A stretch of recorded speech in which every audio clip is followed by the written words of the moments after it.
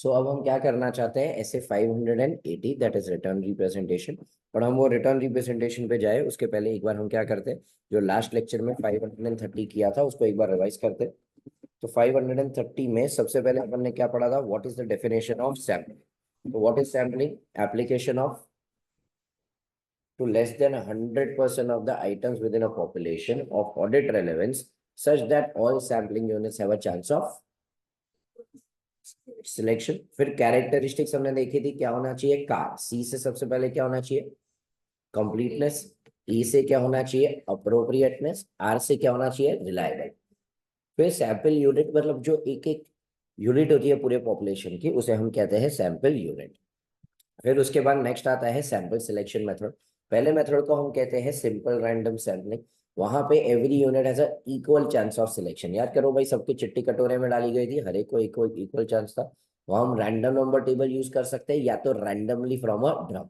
But ये तब हो सकता है जो पॉपुलेशन होमोजीनियस है। याद करो, अगर समझो एक वाउचर 5,000 का, दूसरा 5 करोड़ का, तो क्या हम ये कर सकते हैं, क्या नहीं। नेक्स्ट हमारा आता है स्ट्रेटिफाइड सैम्पलिंग। क्या आता है, स्ट्रैटिफाइड सैम्पलिंग मतलब हम पूरे पॉपुलेशन को ग्रुप्स में डिवाइड करते हैं, जैसे कि डेटर्स को अमाउंट के हिसाब से, डेटर्स को उनकी एज, एज मतलब कितने टाइम से पैसा लेना है उसके हिसाब से।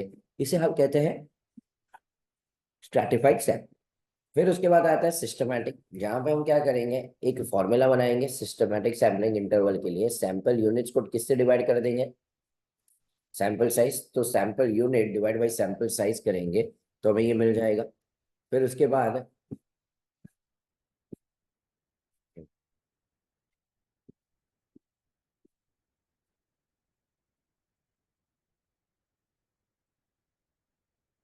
ठीक, फिर उसके बाद आएगा हैप्पैज़ार्ड।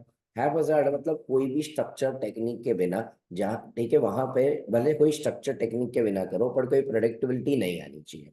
मॉनिटरी यूनिट सैम्पलिंग में हमने एक अमाउंट डिसाइड कर दिया, उसके ऊपर की सारी चीजों को चेक कर रहे हैं, इसे हम कहते हैं monetary unit sampling. Block selection, यहाँ पे हम क्या करेंगे, सारे कंटिन्यूस आइटम्स को एक साथ सेलेक्ट करेंगे। पर ब्लॉक सिलेक्शन में प्रॉब्लम ये होगा कि जो भी सैंपल्स है एक साथ है will have similar characteristics but different characteristics from items elsewhere in the population। फिर सैम्पलिंग रिस्क, दो तरीके के रिस्क थे, टाइप 1 और टाइप 2। पहले वाले में क्या था, in case of test of controls that controls are more effective than they actually are, in case of test of details that a material misstatement does not exist when in fact it does। तो auditor is primarily concern with this type of error because ये क्या affect करता है, audit effectiveness, and is more likely to lead to an inappropriate opinion. फिर उसके बाद next हम लोग ने पढ़ा वहां पे, फिर in case of test of controls that controls are less effective than they actually are, in case of test of details that a material misstatement exist when in fact it does not.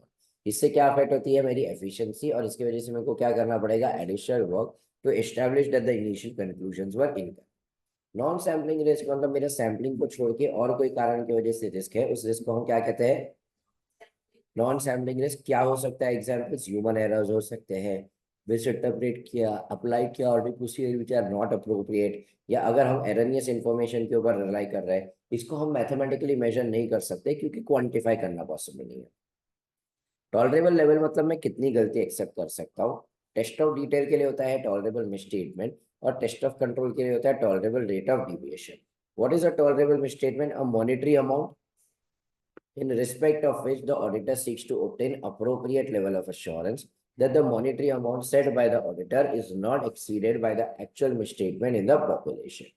What is tolerable rate of deviation? A rate of deviation in respect of which the auditor seeks to obtain appropriate level of by the actual deviation in the population. फिर what are the factors influencing sample size, हम क्या बोलेंगे, CRDT। सबसे पहले S से क्या आ जाएगा, ठीक है, अगर ऑर्गेनाइजेशन का साइज ज्यादा है तो सैंपल साइज क्या हो जाएगा, ज्यादा। तो कौन सा रिलेशनशिप है, डायरेक्ट। फिर स्टेट ऑफ इंटरनल कंट्रोल, अगर इंटरनल कंट्रोल स्ट्रांग है तो कंट्रोल रिस्क कम, तो ROIMS कम, तो सैंपल साइज कम, तो कौन सा हो गया, इनवर्स। एडिक्वेसी और रिलायबिलिटी में सिमिलर रिलेशनशिप क्या हो जाएगा वहां पे, inverse. Degree of the desired confidence, अगर मेरे को ज्यादा कॉन्फिडेंस चाहिए तो मेरा चेकिंग क्या हो जाएगा, ज्यादा, तो डायरेक्ट। एंड टॉलरेबल लेवल से इनवर्स, बिकॉज मैं ज्यादा गलती एक्सेप्ट कर सकता हूँ, चेकिंग होगा कम। फिर टेस्ट ऑफ कंट्रोल्स के लिए what are the examples of factors influencing sample size, 5 example थे। अगर ज्यादा अश्योरेंस चाहिए तो मेरा सैंपल साइज क्या हो जाएगा, ज्यादा। मेरा टॉलरेबल लेवल ज्यादा है तो सैंपल साइज कम। एक्सपेक्टेड डिविएशन ज्यादा है तो सैंपल साइज ज्यादा। मैं ज्यादा लेवल ऑफ अश्योरेंस चाहता हूँ, सैंपल साइज ज्यादा। अच्छा, मेरे को तो पॉपुलेशन की वजह से क्या इम्पैक्ट आए, वेरी गुड, पॉपुलेशन की वजह से कोई ज्यादा इम्पैक्ट आने वाला नहीं। फिर उसके बाद टेस्ट ऑफ डिटेल। मतलब ऑनलाइन वाले लोग, मतलब why has this gone wrong, मतलब मेरे को तो इंटर सी में तो एटलीस्ट तुम कैमरा ऑन रख के बैठे, तब क्यों नहीं बैठे कोई लेक्चर में। मतलब पब्लिक को अगर ऐसा लगता है तो मुझे स्क्रीन पे दिखोगे तो यहाँ पे नहीं दिखोगे भाई। You will not be seen on the screen, no one can see you, only I can interact with you. Camera on रखो ना। जो भी लोग ऑनलाइन बैठे हैं, बी वेरी ऑनेस्ट। तुम्हें नहीं लगता थियरी सब्जेक्ट में तुम क्लास में बैठे बैठे भी जोन आउट हो जाते हो, तो घर पे बैठ के जोन आउट हो जाते होगे।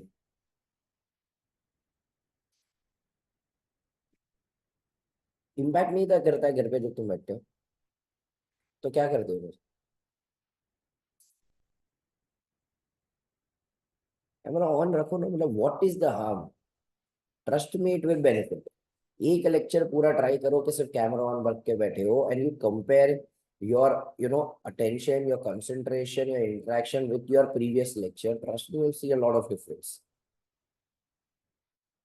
ठीक है, चलो नेक्स्ट क्या है, examples of factors influencing sample size for test of detail. पहला क्या आ जाएगा वहां पे, अगर ROMMS ज्यादा है मेरा sample size.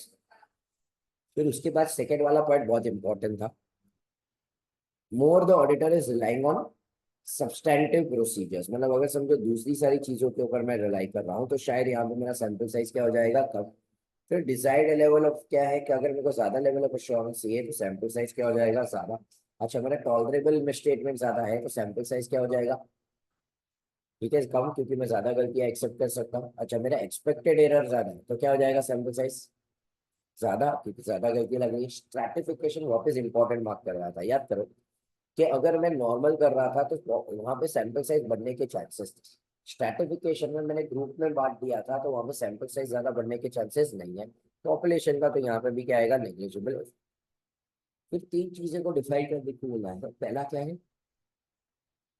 Sample design. Second क्या है, सैंपल साइज। और तीसरा क्या है, selection of items for test.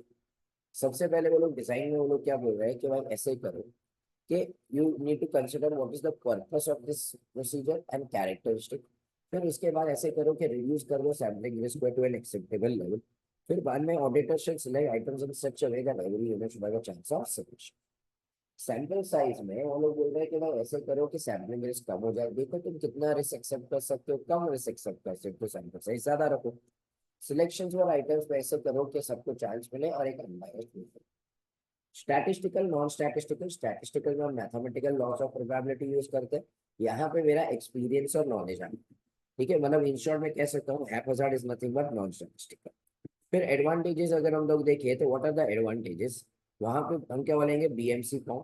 तो सबसे पहले हम लोग क्या कर पाएंगे, बेटर पिक्चर मिलेगा हमें ऑफ द लार्ज मास, मतलब प्रिडिक्ट कराएंगे पूरे पॉपुलेशन में। फिर सैंपल साइज मिनिमम रहेगा, ऑब्वियसली उसके साथ एक छोटा सा रिस्क एसोसिएटेड होगा। फिर रिस्क को हम मेजर भी कर पाएंगे, कैलकुलेट भी कर पाएंगे, जैसे कि हम स्टैंडर्ड डिविएशन, कोवेरिएंस और सब कुछ जो ढूंढते थे, रिस्क। फिर बाद में भले पॉपुलेशन बढ़ गया, सामने सैंपल साइज इंक्रीज होने वाला नहीं है। It is a widely accepted, because यहाँ पे है ना कोई बायसनेस नहीं है, इसलिए मार्केट में ये ज्यादा यूज होता है। Sample is more, is objective, मतलब अनबायस्ड है, इसलिए डिफेंसिबल है, मतलब मैं डिफेंड करके लोगों को कन्विंस कर सकता हूँ। तो क्वेश्चन नंबर 11 और 12 वेरी इंटरेस्टिंग क्वेश्चन, एनालाइज करो। अगर हमें लगा कि वहां पे डिविएशन में कोई कॉमन फीचर है, क्या है कोई, तो I will try to extend audit procedures to all those items. क्या विल ट्राई टू एक्सटेंड, मतलब हम अपने ऑडिट प्रोसीजर्स को क्या करेंगे, एक्सटेंड। मतलब वो जो कॉमन फीचर था, याद करो अपन एक ट्रेड डिस्काउंट का एग्जांपल दिया था कि हर जगह पे उसने क्या किया था, ट्रेड डिस्काउंट में दे दी। तो अब मैं सारे ट्रेड डिस्काउंट के एंट्रीज को चेक करवाऊंगा, मतलब 2 लाख में से मैंने तो पहले 200 ही किए थे, ठीक है, अब ये 200 में से 20 ट्रांजेक्शन में ट्रेड डिस्काउंट था, पता चला ये सब गलत। तो 1,99,800 में पहले मैं मैनेजमेंट को बोलूंगा तुम सब रेक्टिफाई कर लो जहां जहां पे ट्रेड डिस्काउंट है। तो 15,000 ट्रांजैक्शन में ट्रेड डिस्काउंट है। अब मैं क्या करेगा, इसमें से वापस एक सैंपल निकालेगा ये चेक करने के लिए कि ये रेक्टिफाई किया है कि नहीं। बट मिसस्टेटमेंट में डिविएशन एक एनॉमली निकली है, एनॉमली मतलब एक्सेप्शन जो बार बार हुआ है क्या, नहीं। तो मेरे को एक हाई डिग्री ऑफ सर्टेनिटी चाहिए कि ये सेम गलती को बार बार दोहराया नहीं है, बस अगर बार बार हो गया ना तो वो रिप्रेजेंटेटिव हो जाएगा, रिप्रेजेंटेटिव अर्थात वो क्या हो जाएगा, कॉमन फीचर। अब हमें प्रोजेक्ट करना है कि भाई सैंपल के अंदर इतनी गलती तो पूरे पॉपुलेशन के अंदर कितनी गलती, to obtain a broad view. पर लेकिन जब प्रोजेक्ट करोगे तो याद करो अनोमली को हम प्रोजेक्ट करने वाले नहीं है, क्योंकि ये बार बार होता नहीं है। पर जो नॉन अनोमली है जिसे हम कहते हैं कॉमन फीचर, उसको डेफिनेटली मैं क्या करूंगा, प्रोजेक्ट। अब अनोमली दो ऑप्शन है, या तो करेक्टेड है या तो क्या है, अनकरेक्ट। करेक्टेड है तो इग्नोर करो, बट अनकरेक्टेड है तो उसको मैं नॉन अनोमली के प्रोजेक्शन के साथ क्या कर दूंगा। तो सेकेंड वाला पॉइंट पूरा पढ़ो। when misstatement has been established as anomaly, it may be excluded when projecting the misstatement to the population. However, the effect of any such misstatement, if uncorrected, still needs to be.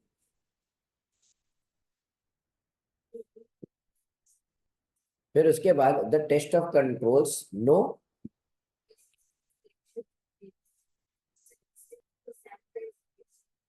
is also the। अब मेरे को evaluate करना है यहाँ पे, तो मैं evaluate करते वक्त सबसे पहले क्या देखूंगा कि for test of controls and unexpectedly high sample deviation मिला, तो मैं वहां पे बोलूंगा आरओएमएस ज्यादा है। टेस्ट ऑफ डिटेल्स में मिसस्टेटमेंट मिली तो मैं बोलूंगा भाई वहां पे मटेरियल मिसस्टेटमेंट है। टेस्ट ऑफ डिटेल मतलब वही को किसी ने पूछा कि भाई what is your best estimate, कितनी गलती होगी, तो मैं प्रोजेक्टेड मतलब जो 40 लाख और अनोमली था उसको मैं क्या कर दूंगा ऐड, तो मैं बोलूंगा 41 lakhs। अगर मेरे को लग रहा है प्रोजेक्टेड प्लस अनोमली ऐड करके मेरे टॉलरेबल लेवल से ज्यादा हो रहा है, तो मैं बोलूंगा भाई ये सैंपल शायद मेरे को रीजनेबल बेसिस दे रहा नहीं। ज्यादा छोड़ो, अगर मोरलेस क्लोज भी आया तो भी मैं बोलूंगा ये सैंपल के ऊपर भरोसा कर सकते नहीं। प्रोजेक्टेड मिसस्टेटमेंट अगर मेरे एक्सपेक्टेड से ज्यादा आया तो इन दैट केस मैं कहूंगा कि ये रिस्क मेरे लिए एक्सेप्टेबल नहीं है। अगर एट द एंड में कंक्लूड कर देता हूँ कि सैंपल मेरे लिए रीजनेबल नहीं है, तो I will have to investigate the misstatement and I may have to tailor the NTE, मतलब एंटी को क्या कर देना पड़ेगा, बढ़ा देना। फिर याद करो ऑडिट प्रोसीजर पढ़ाया था, मैंने बोला था ऑडिट प्रोसीजर भले यहाँ पे डाला है पर वो एज सच सैम्पलिंग से रिलेटेड नहीं है।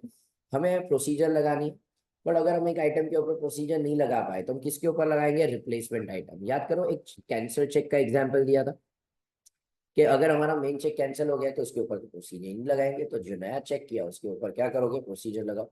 अगर तुम नहीं लगा पा रहे हो तो in case of test of controls हम इसे क्या मान लेंगे, डिविएशन, या टेस्ट ऑफ डिटेल्स के लिए हम इसे क्या मान लेंगे, मिस्टेक। ठीक है, हो गया था ये पूरा क्वेश्चन बैंक में अपन ने पूरा सॉल्व कर लिया था इसका। क्वेश्चन बैंक अगर तुम्हें याद हो तो अच्छा सा था, थोड़ा अपन ने फाइनल सीए के लेवल के क्वेश्चन डाले थे। जो एकदम सिंपल है वो वाले सवाल भी आते हैं, जैसे कि वो लोग भी पूछेंगे कि भाई what are the methods of sampling, या what is the sampling risk, what is the tolerable misstatement. तो स्ट्रेट वन लाइनर क्वेश्चन जो है वो सब मैंने यहाँ पे नहीं डाला है, तो जो थोड़े बहुत अच्छे अनोखे क्वेश्चन थे वो सारे हमें डाले। तो इसके साथ हमारा क्या हो गया, 530। अब हम क्या कर रहे हैं, ऐसे 580 के ऊपर जा रहे हैं।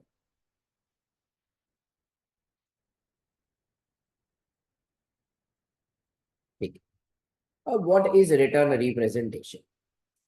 नहीं, रिटर्न रिप्रेजेंटेशन मतलब क्या, फॉर एग्जाम्पल लेट अस से अपने को है ना पता है कि भाई फॉर एग्जाम्पल रिलेटेड पार्टीज कौन से हैं। ठीक है, फॉर एग्जाम्पल लेट अस से मेरे को साहिल यहाँ पे किसी दिन भाई लेक्चर में नहीं आया, बट लेकिन लेक्चर के बाद मेरे को मैं जब चल रहा था तो मेरे को किसी के साथ कोई तो भी लड़की के साथ चलता हुआ दिखा, तो मैंने अगले लेक्चर में उसको पकड़ा कि भाई तू लेक्चर में तो नहीं आया था, बोल रहा था भाई मेरे को तो किधर जाने का है, जीएमसीएस, और यहाँ पे तो तेरा कोई और ही जीएमसीएस चल रहा था, तो बता कर क्या रहा था, क्या बोल रही है? अच्छा, ठीक है, तो यहाँ पे भाई इसका तो कोई और ही जीएमसीएस चल रहा था, तो मैं अगले दिन लेक्चर में उसको पूछा बता किसके साथ था, तो मेरे को बोलते हैं सर मैं तो अपनी बहन के साथ, कि मैं तो अपने किसके साथ था भाई, बहन के साथ।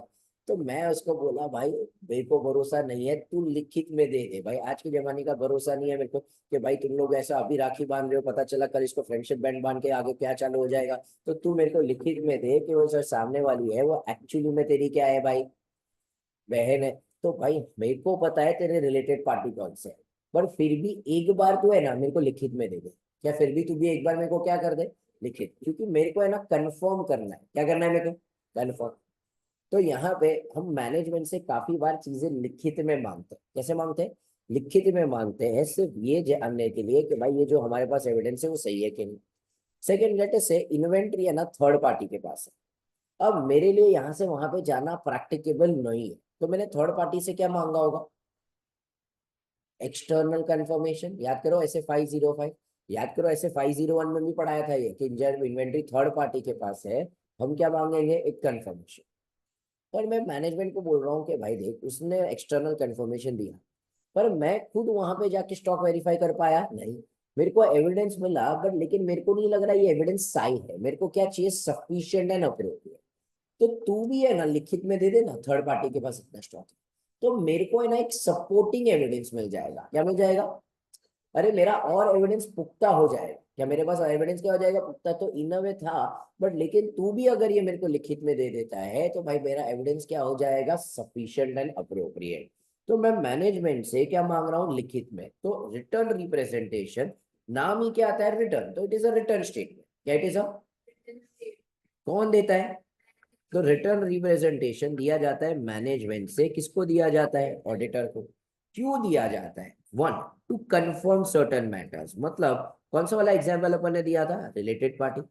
हमें पता है रिलेटेड पार्टी कौन से है, बट स्टिल हम कंफर्म करना चाहते हैं, क्योंकि देखो रिलेटेड पार्टी चेंज होंगे ना। लास्ट ईयर हमारा इसके ऊपर कंट्रोल था, समझो ये साल हमारा कंट्रोल कम हो गया, या लेटेस्ट से कोई और कंपनी पे हमारा कंट्रोल नहीं था, ये साल कंट्रोल आ गया है। तो I just want to confirm कि यही तेरे रिलेटेड पार्टीज है, कुछ चेंज तो नहीं है। या तो to support other audit evidence, मतलब मेरे पास एविडेंस है कि स्टॉक थर्ड पार्टी के पास है, तो यहाँ पे मैंने ऑलरेडी उनके पास से क्या मांगा हुआ है, एक्सटर्नल कंफर्मेशन। तो मेरे पास एक्सटर्नल कंफर्मेशन है एज पर SA 505, बट लेकिन फिर भी मैं तेरे को क्या बोल रहा हूँ, तो लिखित में दे दे, तो मेरे को सपोर्टिंग एविडेंस मिलेगा। तो रिटर्न रिप्रेजेंटेशन हम दो कारण से लेते हैं, टू कंफर्म सर्टेन मैटर्स, और दूसरा टू सपोर्ट अदर ऑडिटर्स। अब काफी सारे लोग कहते हैं कि जो भी चीज मैनेजमेंट लिखित में देता है वो सारी चीजों को हम क्या कहेंगे, रिटर्न रिप्रेजेंटेशन। क्या कहेंगे उसे, क्या ये हर एक चीज को हम रिटर्न रिप्रेजेंटेशन कहेंगे क्या, नहीं। मतलब फॉर एग्जांपल मैनेजमेंट ने अपने को बुक्स ऑफ अकाउंट्स दिए, क्या ये बुक्स ऑफ अकाउंट्स को हम रिटर्न रिप्रेजेंटेशन कहेंगे। मैनेजमेंट ने उसके अंदर असर्शन दिया है, याद करो बेसिक कंसेप्ट में मैं तुम्हें लास्ट लेक्चर में असर्शन सिखा चुका, याद आ रहा है, एम्प्टी कवर जैसा, मेजरमेंट, प्रेजेंटेशन, कंप्लीटनेस। तो फाइनेंशियल स्टेटमेंट और जो असर्शन है ये भी मैनेजमेंट ने लिखित में दिया है, बट क्या मैं इसे भी रिटर्न रिप्रेजेंटेशन कहूंगा, क्या नहीं। तो definition itself is clarifying that return representations do not include the financial statement, assertions therein or the supporting books and records. क्या डेफिनेशन सबको क्लियर है, वापिस एक बार, what is written representation, it is provided to the auditor to confirm certain matters or to support, ठीक है। तो किसके लिए, यहाँ में आगे क्या हो रहा है, written representation do not include the financial statement, the assertion therein और द सपोर्टिंग बुक्स एंड, क्या है समझो। अब है ना ऑब्जेक्ट है, इसको हम थोड़े टाइम बाद देखते हैं, as soon as we finish the whole standard no, objective अपने आप हो जाएगा, तुमको अपने आप क्लैरिटी मिल जाएगी कि क्या कहना चाहता है। तो ऑब्जेक्टिव को हम थोड़े टाइम बाद देखते हैं। अब हम रिटर्न रिप्रेजेंटेशन मांगेंगे, हम किसके पास से रिटर्न रिप्रेजेंटेशन मांगेंगे, फॉर एग्जाम्पल कंपनी में है ना, मैनेजमेंट की जब हम बात करें, मैनेजमेंट में भी भाई मल्टीपल लोग होते हैं। समझो कंपनी में सीईओ है, कौन होता है CEO, chief executive officer. Company में सीएफओ है, मेरे को बताओ कौन होता है सीएफओ। कंपनी में सीएमओ है, कौन होता है CMO, chief marketing officer. Company में सीओओ है, कौन है सीएफओ। फिर बाद में आजकल आया है there is something called CXO, chief experience officer या चीफ एक्सपीरियंस ऑफिसर। तो देयर आर मल्टीपल पीपल, ये सारे मैनेजमेंट वाले लोग हैं, ठीक है। दूसरा आता है CISO, chief information security officer या चीफ इंफॉर्मेशन सिस्टम ऑफिसर, ठीक है, जो IT के साथ डील करता है। अब मेरे को बताओ जो रिटर्न रिप्रेजेंटेशन मांगने हैं इसमें से किसके पास में, ये सब मैनेजमेंट है, किसके पास से मांगेंगे, सबके पास से मांगेंगे। अब IT वाले को तो क्या ही समझे ना अकाउंट्स के बारे में, ठीक है। CEO को, CMO चीफ मार्केटिंग ऑफिसर, वो बोलेगा मेरे को डेबिट क्रेडिट नहीं समझता, मैं तेरे को और क्या ही बताऊँ इसके बारे में। तो भाई यहाँ पे मैं रिटर्न रिप्रेजेंटेशन किसके पास से लूंगा, CFO के पास से। तो चीफ फाइनेंशियल ऑफिसर को अकाउंट्स और सबसे लेना देना होता है, उसी के पास उसका नॉलेज है, क्या उसी के पास उसका क्या है। तो मैं ऐसे इंसान से मांगना चाहूंगा जिसके पास खुद नॉलेज हो। अब वो CMO वाला बोलता है मेरे को खुद अकाउंट समझता नहीं है, मैं तेरे को क्या लिख के दूं। सेकंड, मैं ऐसे इंसान को बोलूंगा जो रिस्पॉन्सिबल है, मतलब देखो हर एक की रिस्पॉन्सिबिलिटी है, सीईओ का कुछ काम है, सीएमओ का कुछ काम है, तो ये जो हमारा सीएफओ है उसका काम क्या है, अकाउंट्स बनाना, तो उसके पास नॉलेज तो है but at the same time responsibility भी है, तो वो लिखित में देगा तो वो जिम्मेदार भी होगा। तो मैं किसके पास से मांगना चाहूंगा, जिसके पास नॉलेज हो, एट द सेम टाइम जो क्या हो, रिस्पॉन्सिबल। क्या समझा पब्लिक को? तो मैं यहाँ पे रिटर्न रिप्रेजेंटेशन किसके पास से मांगना चाहूंगा, सीएफओ के पास से। Has everyone understood? अब जो कंपनी में सीईओ सीएफओ सब कुछ सेम होता है तो बात अलग है, बट लेकिन अगर मल्टीपल लोग हैं, firstly I need to understand कि मैं रिटर्न रिप्रेजेंटेशन मांगू किससे। ठीक है, सो इसके ऊपर ज्यादा करके क्या एक्सपेक्ट करो, एमसीक्यू। तो किसके पास से मांगोगे, जिसके पास रिस्पॉन्सिबिलिटी है और जिसके पास क्या है, नॉलेज। तो दो क्वेश्चन अपन ने पढ़े अब तक। सबसे पहले तो definition, definition is important because इसको ऐसे इंट्रोडक्शन हर एक आंसर में चिपकाना पड़ेगा। क्या है definition? It is a written statement by the management provided to the queue to confirm certain matters और to support, does not include the financial statement, assertions therein, supporting risks and data.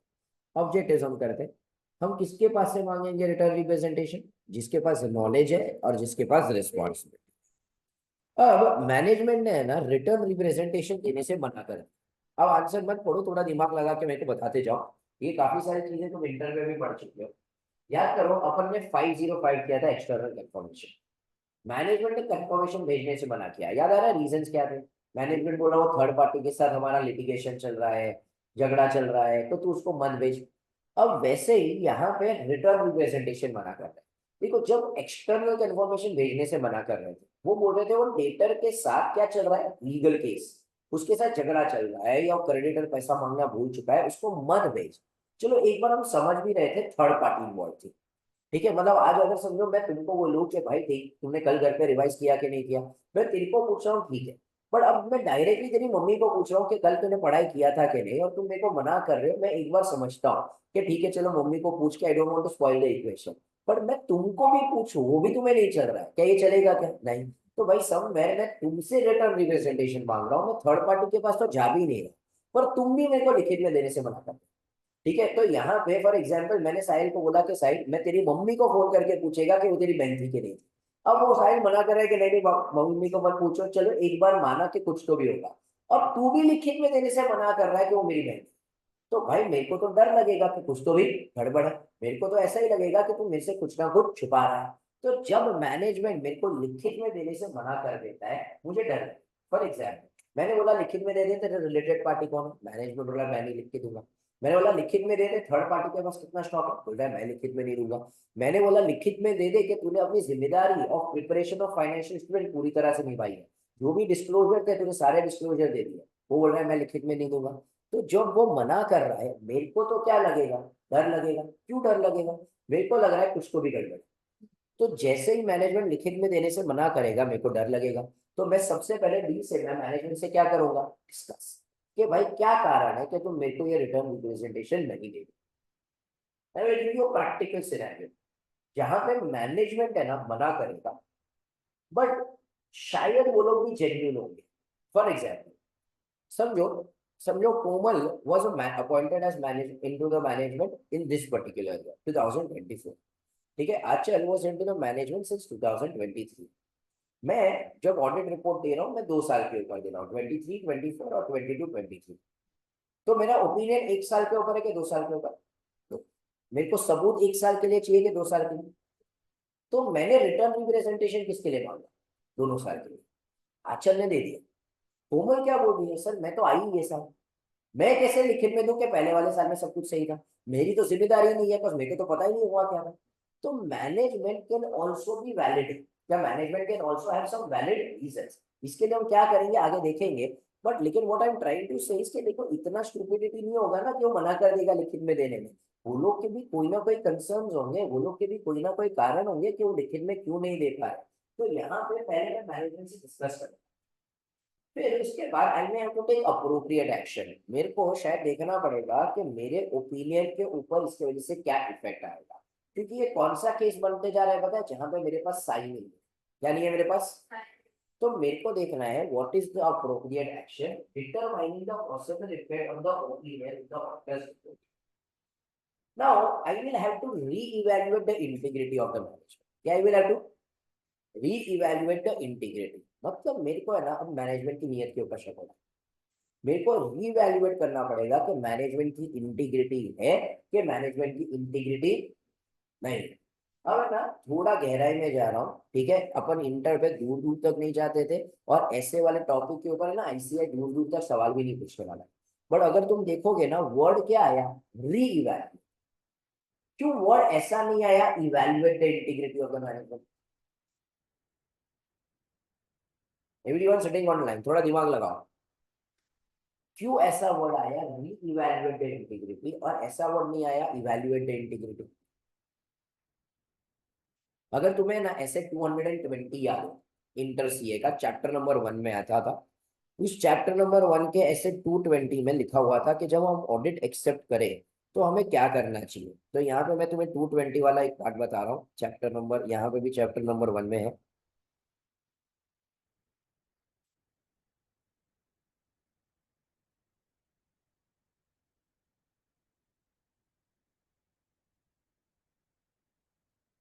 ठीक, देखो यहाँ पे वो लोग बोल रहे हैं accept and continuance of the relationship. तो 220 और एसक्यूसी 1 दोनों कहता है कि अगर मैं एक्सेप्ट करूँ ना, उसके पहले ही मेरे को देखना चाहिए कि प्रिंसिपल ओनर की इंटीग्रिटी है कि नहीं। तो मैं उसकी इंटीग्रिटी कब चेक कर चुका था, जब मैंने ऑडिट एक्सेप्ट किया। तब तो मेरे को उसकी इंटीग्रिटी क्या लगी थी, सही। कौन से पेज पे अपन मेरे को बता दो, रिटर्न रिप्रेजेंटेशन कौन से पेज पे, 280। ठीक है, सो यहाँ पे मैंने ऑलरेडी उसकी इंटीग्रिटी तो देखी थी, ठीक है। अब इंटीग्रिटी मैंने देखी थी, मेरे को उसकी इंटीग्रिटी सही लगी थी, तब जाके तो मैंने ऑडिट एक्सेप्ट किया था ना। अब मेरे को वापस शक हो रहा है, इसलिए यहाँ पे वर्ड क्या आ रहा है, ठीक है। देखो ये छोटे छोटे पॉइंट्स है, बट अगर समझोगे ना तो एग्जाम में language as it is where it is produce होगा। तो मैंने उसकी इंटीग्रिटी ऑलरेडी कहाँ पे देखी थी, वेरी गुड, यहाँ पे पॉइंट एक्सेलेंट है। ऑनेस्टली स्पीकिंग बहुत रेयर स्टूडेंट्स को फाइनल सीए को ये पॉइंट याद आता है। बिफोर आई एक्सप्लेन उसने चैट बॉक्स के ऊपर ऑलरेडी डाला था, तो बिफोर एक्सेप्टिंग हम ये देखते हैं। तो वेरी गुड। तो यहाँ पे इन दिस केस हम लोग ऑलरेडी उसकी इंटीग्रिटी चेक करते हैं। तो यहाँ पे इसके वर्ड क्या आया, क्या I will have to reevaluate it. अब है ना मेरे को मैनेजमेंट की नियत के ऊपर शक हो गया। किसके ऊपर शक हो गया, मैनेजमेंट की नियत। अब जब मेरे को मैनेजमेंट की नियत पे शक हुआ, अब मेरे को उसकी कोई भी चीज के ऊपर भरोसा हो रहा नहीं है। मतलब फॉर एग्जाम्पल जब साहिल ने मेरे को लिखित में देने से मना कर दिया, तो मेरे को है ना उसकी नियत के ऊपर ही शक होता है। मेरे को लगता है कि भाई ये उसकी बहन होगी ही नहीं। अब ये टॉपिक जाने दो, कोई भी चीज अगर समझो फॉर एग्जाम्पल लेटर से साहिल यहाँ पे बैठ के टेस्ट लिख रहा है, तो भी मेरे को अब उसकी नियत के ऊपर भरोसा नहीं है। अब मेरे को लग रहा है यहाँ पे वो मेरे को झूठ बोल रहा है, शायद टेस्ट में भी यहाँ पे बैठ के क्या करेगा, कॉपी करेगा। तो अब साहिल जो भी कर रहा है मेरे को उसकी कोई भी चीज के ऊपर भरोसा। तो मैनेजमेंट ने ना पहले रिटर्न रिप्रेजेंटेशन दिए थे, अब देना बंद कर दिए। तो अब मेरे मन में है ना ये शंका आ जा चुकी है कि मैनेजमेंट झूठा है। मेरे को क्या लग रहा है कि इसके पहले भी जो रिटर्न रिप्रेजेंटेशन दिए ना, क्या वो रिटर्न रिप्रेजेंटेशन सच्ची वाले होंगे क्या, वो भी क्या हो गए झूठे। सिर्फ वो नहीं, मेरे को क्या लग रहा है जो भी एविडेंस है, मेरे को मैनेजमेंट की नियत के ऊपर शक है। मैं आज बैठ के है ना बेसिक सा सिर्फ परचेज चेक कर रहा था। मेरे को अब क्या लग रहा होता है, ये परचेज भी झूठा मोटा होगा। ये लोग ने ना झूठा मोटा फोटोशॉप करके इनवॉइस बनाया रहेगा, ये एक परचेज ओरिजिनल होगा। फॉर एग्जाम्पल एक अनरजिस्टर्ड डीलर के पास से था, मेरे को लग रहा है ये भाई ये परचेज नहीं है ना, सच्ची का नहीं होगा, झूठा मोटा खर्चा ये लोग ने डाला होगा। मेरे को फॉर एग्जाम्पल में एसी फिजिकल वेरिफिकेशन के लिए आना, तो भी मेरे को लगता है ये लोग का एसी नहीं होगा, आज में आया ना इसलिए बाजू वाले का भाड़े पे लेके आएंगे। मेरे को कोई भी सबूत के ऊपर भरोसा ही नहीं हो रहा है, तो मेरे को मैनेजमेंट की नियत के ऊपर क्या हो चुका है, शक। तो अब मेरे को एविडेंस पे भरोसा नहीं है, सिर्फ रिटर्न रिप्रेजेंटेशन के ऊपर भरोसा नहीं है कि सारे के ऊपर भरोसा नहीं, सारे एविडेंस के ऊपर। अब मेरे को बताओ ये केस कौन सा है, सबूत है कि सबूत नहीं, सबूत है कि सबूत नहीं है, जागो बोलो तो सही, है कि नहीं है, everyone on the chat box. नहीं है, करेक्ट। तो ये कौन सा केस है जहां पे मेरे पास साइन नहीं है, क्या मेरे पास क्या नहीं है, सही नहीं है।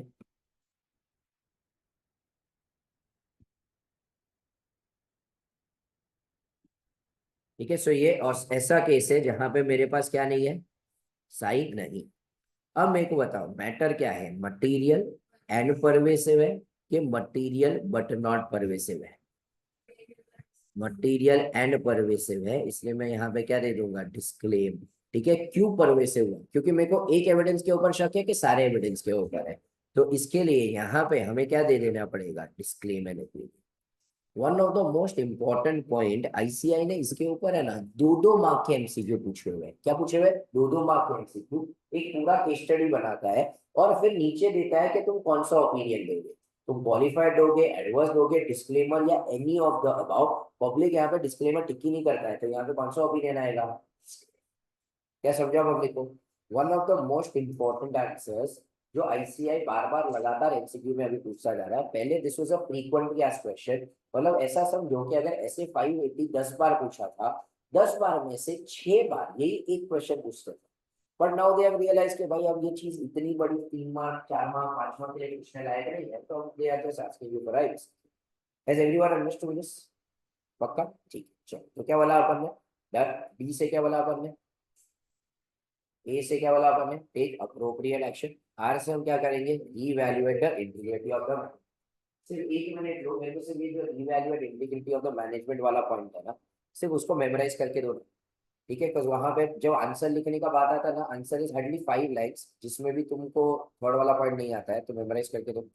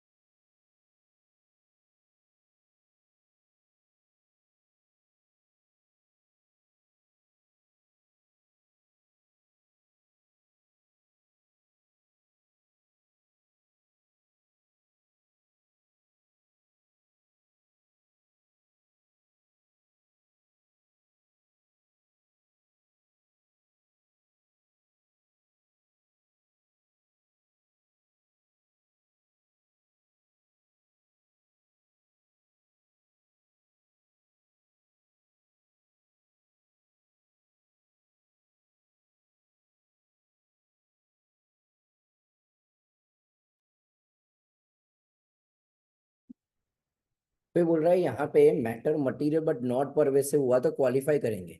सी मैटर परवेसिव हो ही जाएगा ना, यहाँ पे केस टू केस बेसिस पे डिपेंड ही नहीं करेगा। क्यों? क्योंकि मेरे को बाकी सब पे एविडेंस मिला भरे है, पर मुझे वो अप्रोप्रिएट नहीं लग रहा है, मेरे को वो रिलायबल ही नहीं लग रहा है, तो ऑब्वियसली यहाँ पे मैटर हमेशा क्या होगा, मटेरियल एंड परवेसिव। वही तो पॉइंट है, इसलिए तो ये इतना इंपॉर्टेंट है। क्या ये समझा? ठीक है। अब मेरे को रिटर्न रिप्रेजेंटेशन दी है, पर मेरे को है ना उसके ऊपर भरोसा नहीं हो रहा है। क्यों पता है? बिकॉज मेरे को है ना मैनेजमेंट के ईसीआईडी के ऊपर शक है। किसके ऊपर शक है? ईसीआईडी क्या होता है? CID ethical values.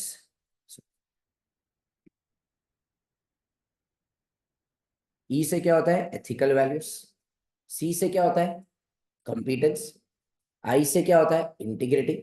डी से क्या होता है? डिलीजेंस।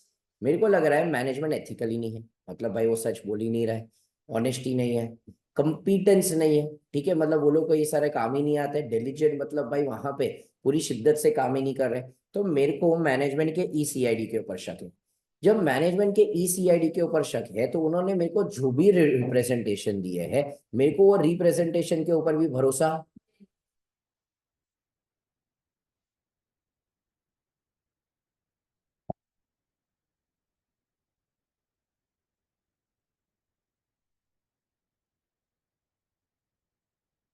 ठीक है, सो यहाँ पे वापस एक बार मेरे को किसके ऊपर शक है? मैनेजमेंट के ईसीआईडी। क्या होता है ECID? Ethical values, competence, integrity, diligence. तो मेरे को उसके वजह से किसके ऊपर शक हो रहा है? Reliability of the representation, oral या रिटर्न। तो मेरे को मैनेजमेंट के दिए गए रिप्रेजेंटेशन के ऊपर भरोसा नहीं। अगर रिटर्न रिप्रेजेंटेशन आर इनकंसिस्टेंट, क्या रिटर्न रिप्रेजेंट, ये वाला पहला पॉइंट हुआ, ठीक है। तो पॉइंट वन में ये दोनों पॉइंट आए। सेकंड में रिटर्न रिप्रेजेंटेशन जो मिला वो इनकंसिस्टेंट है with other audit evidence. For example, हमने थर्ड पार्टी के पास पूछा था एक्सटर्नल कंफर्मेशन भेज के, ठीक है, कि वहां पे कितना स्टॉक पड़ा हुआ है। थर्ड पार्टी ने बोला वहां पे 12 करोड़ का स्टॉक पड़ा है। अब जब हमने रिटर्न रिप्रेजेंटेशन मांगा, वहां पे वो लोग बोल रहे हैं कि 15 करोड़ का स्टॉक है। दोनों इनकंसिस्टेंट है। तो देखो, हम सीधा स्ट्रेट अवे मैनेजमेंट को शक की निगाहों से नहीं देखेंगे। याद करो, professional scepticism, auditor is Anna who always चौकन्ना। बट क्या हम क्लाइंट को शक की निगाहों से देखते हैं? क्या नहीं। तो हम क्लाइंट को शक की निगाहों से नहीं देखेंगे, बट लेकिन हम कोशिश करेंगे मैटर को रिजॉल्व करने की। क्या मैटर को क्या करने की? कि भाई यहाँ पे गलत कौन है, थर्ड पार्टी से गलती हुई है कि मैनेजमेंट गलत बोल रहा है। तो if the written representation are inconsistent, क्या रिटर्न रिप्रेजेंटेशन आर, तो auditor should perform audit procedures to resolve the matter. मतलब मैं रिजॉल्व करना चाहूंगा, ढूंढना चाहूंगा कि गलती किसकी। अगर रिजॉल्व करने के बाद ऑडिटर कंक्लूड करता है कि भाई गलती है ना थर्ड पार्टी की नहीं थी, ये गलती किसमें थी, तो written representation are not reliable, तो मेरे को वापस देखना पड़ेगा कि इफेक्ट क्या आएगा। अब मेरे को बताओ यहाँ पे मैं कौन सा ओपिनियन दूंगा? क्वालिफाइड, एडवर्स, डिस्क्लेमर, के केस टू केस बेसिस पे डिपेंड करेगा।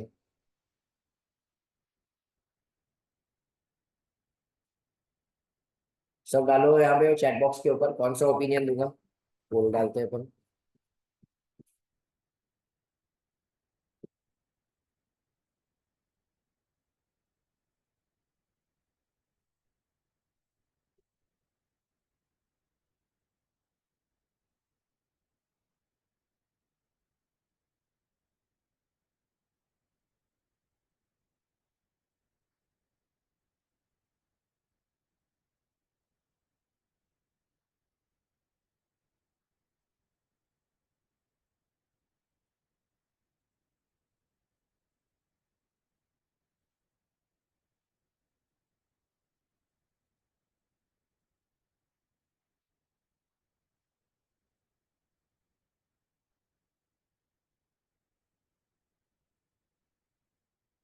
सब रिप्लाई करो वहां पे, कौन सा ओपिनियन आएगा?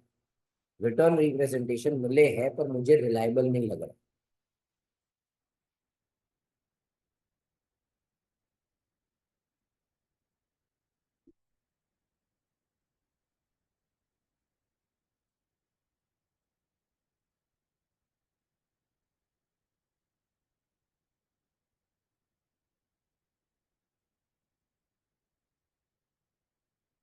देख, उठ के जाके रिप्लाई करो, क्या आएगा जल्दी।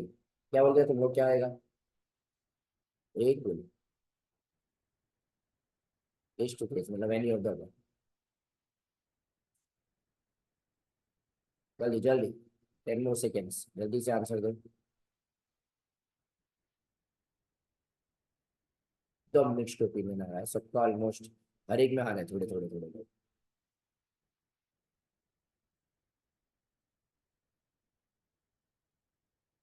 ठीक है। सो यहाँ पे 23% लोग कह रहे हैं क्वालिफाइड, 31% लोग कह रहे हैं एडवर्स, 31% लोग कह रहे हैं डिस्क्लेमर, 15% लोग कह रहे हैं एनी ऑफ द अबव।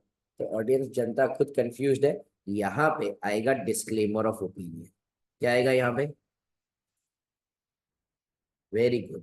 तो सबसे पहले जिस जिस लोग ने एडवर्स बोला ना 31%, वो तो स्ट्रेट अवे गलत हो गया। बस एडवर्स तो आ सकता नहीं है।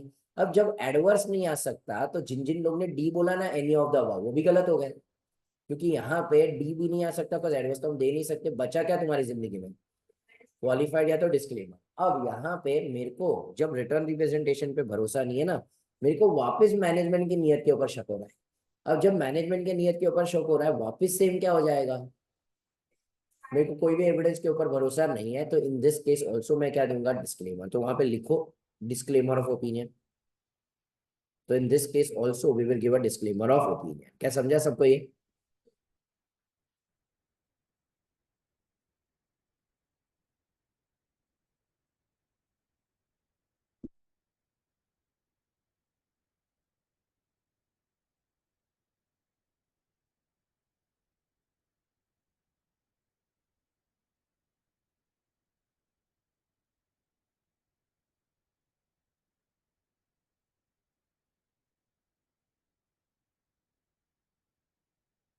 फिर बोले साई तो है, साई नहीं है ना, क्योंकि भले हमें रिटर्न रिप्रेजेंटेशन मिला, क्या वो मेरे को रिलायबल लगा क्या? और जब रिलायबल नहीं लगा तो इट कौन सा केस हो गया जहां पे sufficient and appropriate audit evidence नहीं है? तो यहाँ पे इन दिस केस मेरे पास साई नहीं है। ठीक है, सबूत भले है बट लेकिन वो मेरे को सफिशिएंट एंड अप्रोप्रिएट लग रहा नहीं है। तो कौन सा केस है जहां पे साई नहीं है? We have written representation which does not mean we have साई। No, we have written representation, but क्या तेरे को उसके ऊपर भरोसा हो रहा है? देखो तो उसके ऊपर डाउट है ना, तो सफिशिएंट एंड अप्रोप्रिएट नहीं है। ठीक है। सो यहाँ पे doubts over the reliability of the written representation में भी हम क्या देंगे? डिस्क्लेम। क्वेश्चन नंबर 6 एक फ्रीक्वेंटली आस्क्ड क्वेश्चन है। ये इंटर सीए में भी तुमने पढ़ा हुआ था। अब मेरे को बताओ, रिटर्न रिप्रेजेंटेशन ऑडिट एविडेंस है। क्या रिटर्न रिप्रेजेंटेशन क्या है? Audit evidence. तो मेरे को बताओ, हम एक काम क्यों नहीं करते?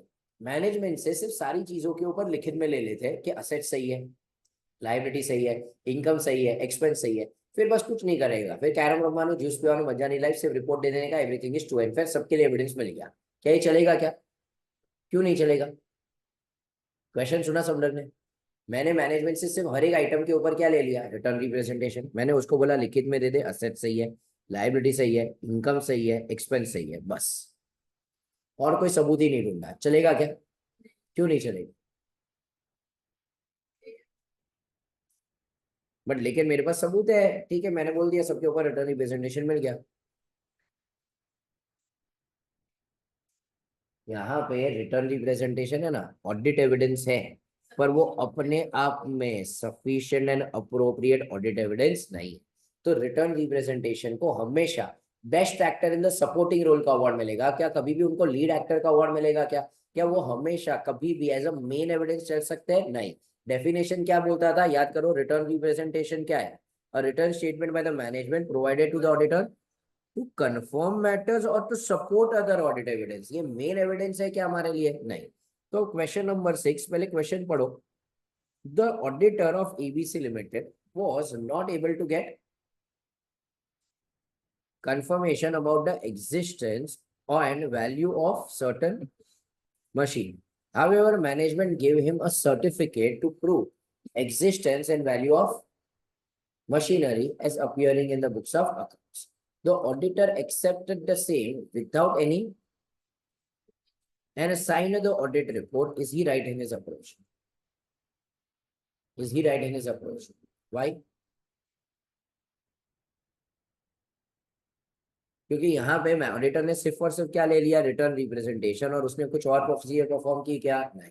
तो यहाँ पे ये आंसर को हमें डिटेल में लिखना पड़ेगा। तो मैंने इसको है ना पैराग्राफ के बदले पॉइंट फॉर्म में डाला हुआ है कि तुम इसको इजीली याद रख सको। पहले तुम इंट्रोडक्शन में क्या लिखोगे, as per S A 500 the auditor shall obtain what, वापिस एक बार, as per S A 500 auditor shall obtain. फिर समझाया सफिशिएंसी मतलब क्या होता है, सफिशिएंसी मतलब क्वांटम मतलब क्वांटिटी, एंड अप्रोप्रिएटनेस मतलब क्वालिटी। फिर बाद में वो लोग बोल रहे हैं although written representation provide audit evidence but they do not provide sign on their own about any matters with they deal. तो ये भले हमें क्या मिलता है, ऑडिट एविडेंस मिलता है, बट क्या वो अपने आप में हमें साई देता है क्या, नहीं। तो रिटर्न रिप्रेजेंटेशन अपने आप में साई नहीं। वापिस एक बार 3 पॉइंट्स क्या बोले अपन ने, एज पर ऐसे and appropriate audit evidence, sufficiency refers to the and appropriateness refers to the quality। फिर बाद में नेक्स्ट वो लोग ने क्या बोला, ऑल्दो रिटर्न रिप्रेजेंटेशन क्या देता है हमें, नेसेसरी ऑडिट एविडेंस, बट क्या वो अपने आप में सही है क्या, नहीं। तो वो अपने आप में सही नहीं। फिर उसके बाद नेक्स्ट ये लोग क्या बोल रहे हैं, इसे हम सिर्फ और सिर्फ क्या मान सकते हैं, एडिशनल एविडेंस। क्या मान सकते हैं इसे, additional evidence. Thus, other evidences with respect to the specific item shall be obtained by the auditor। तो इसे हम सिर्फ एडिशनल एविडेंस मान सकते हैं, इसे हम मेन एविडेंस मान सकते हैं। तो इसलिए जो भी दूसरे सबूत है वो सारे दूसरे सबूत ऑडिटर को ढूंढने पड़ेंगे, वो सिर्फ इसके ऊपर रिलाई कर सकता नहीं।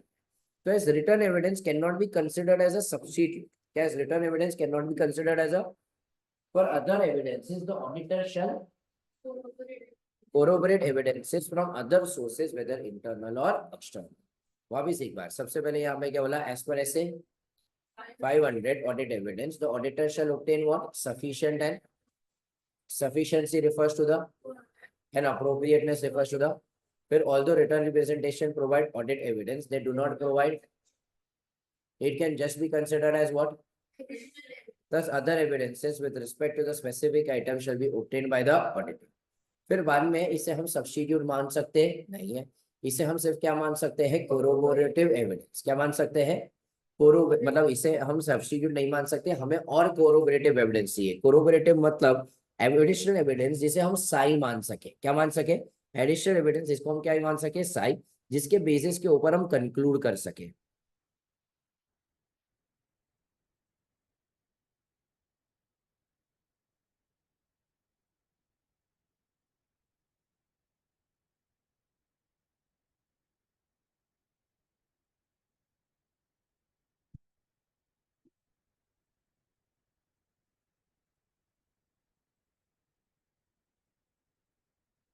फिर बाद में केस पॉइंट नंबर 6 और 7 है ना, केस स्पेसिफिक है, उसको मेमोराइज करने की जरूरत नहीं है। ठीक है, तो यहाँ पे जैसे से क्या दिया हुआ है पॉइंट नंबर 6 में, in the present case study it is given that auditor of EBC Limited was not able to get confirmation about the existence and value of machinery as appearing in the books of accounts. The auditor accepted the same without any further procedure and signed the report। Machinery being a material item, he should have obtained sufficient and appropriate evidence and should not have merely relied on the same। ठीक है, next point number 8 में, in this case he is not able to obtain other corroborative evidences, he should either qualify or disclaim his opinion।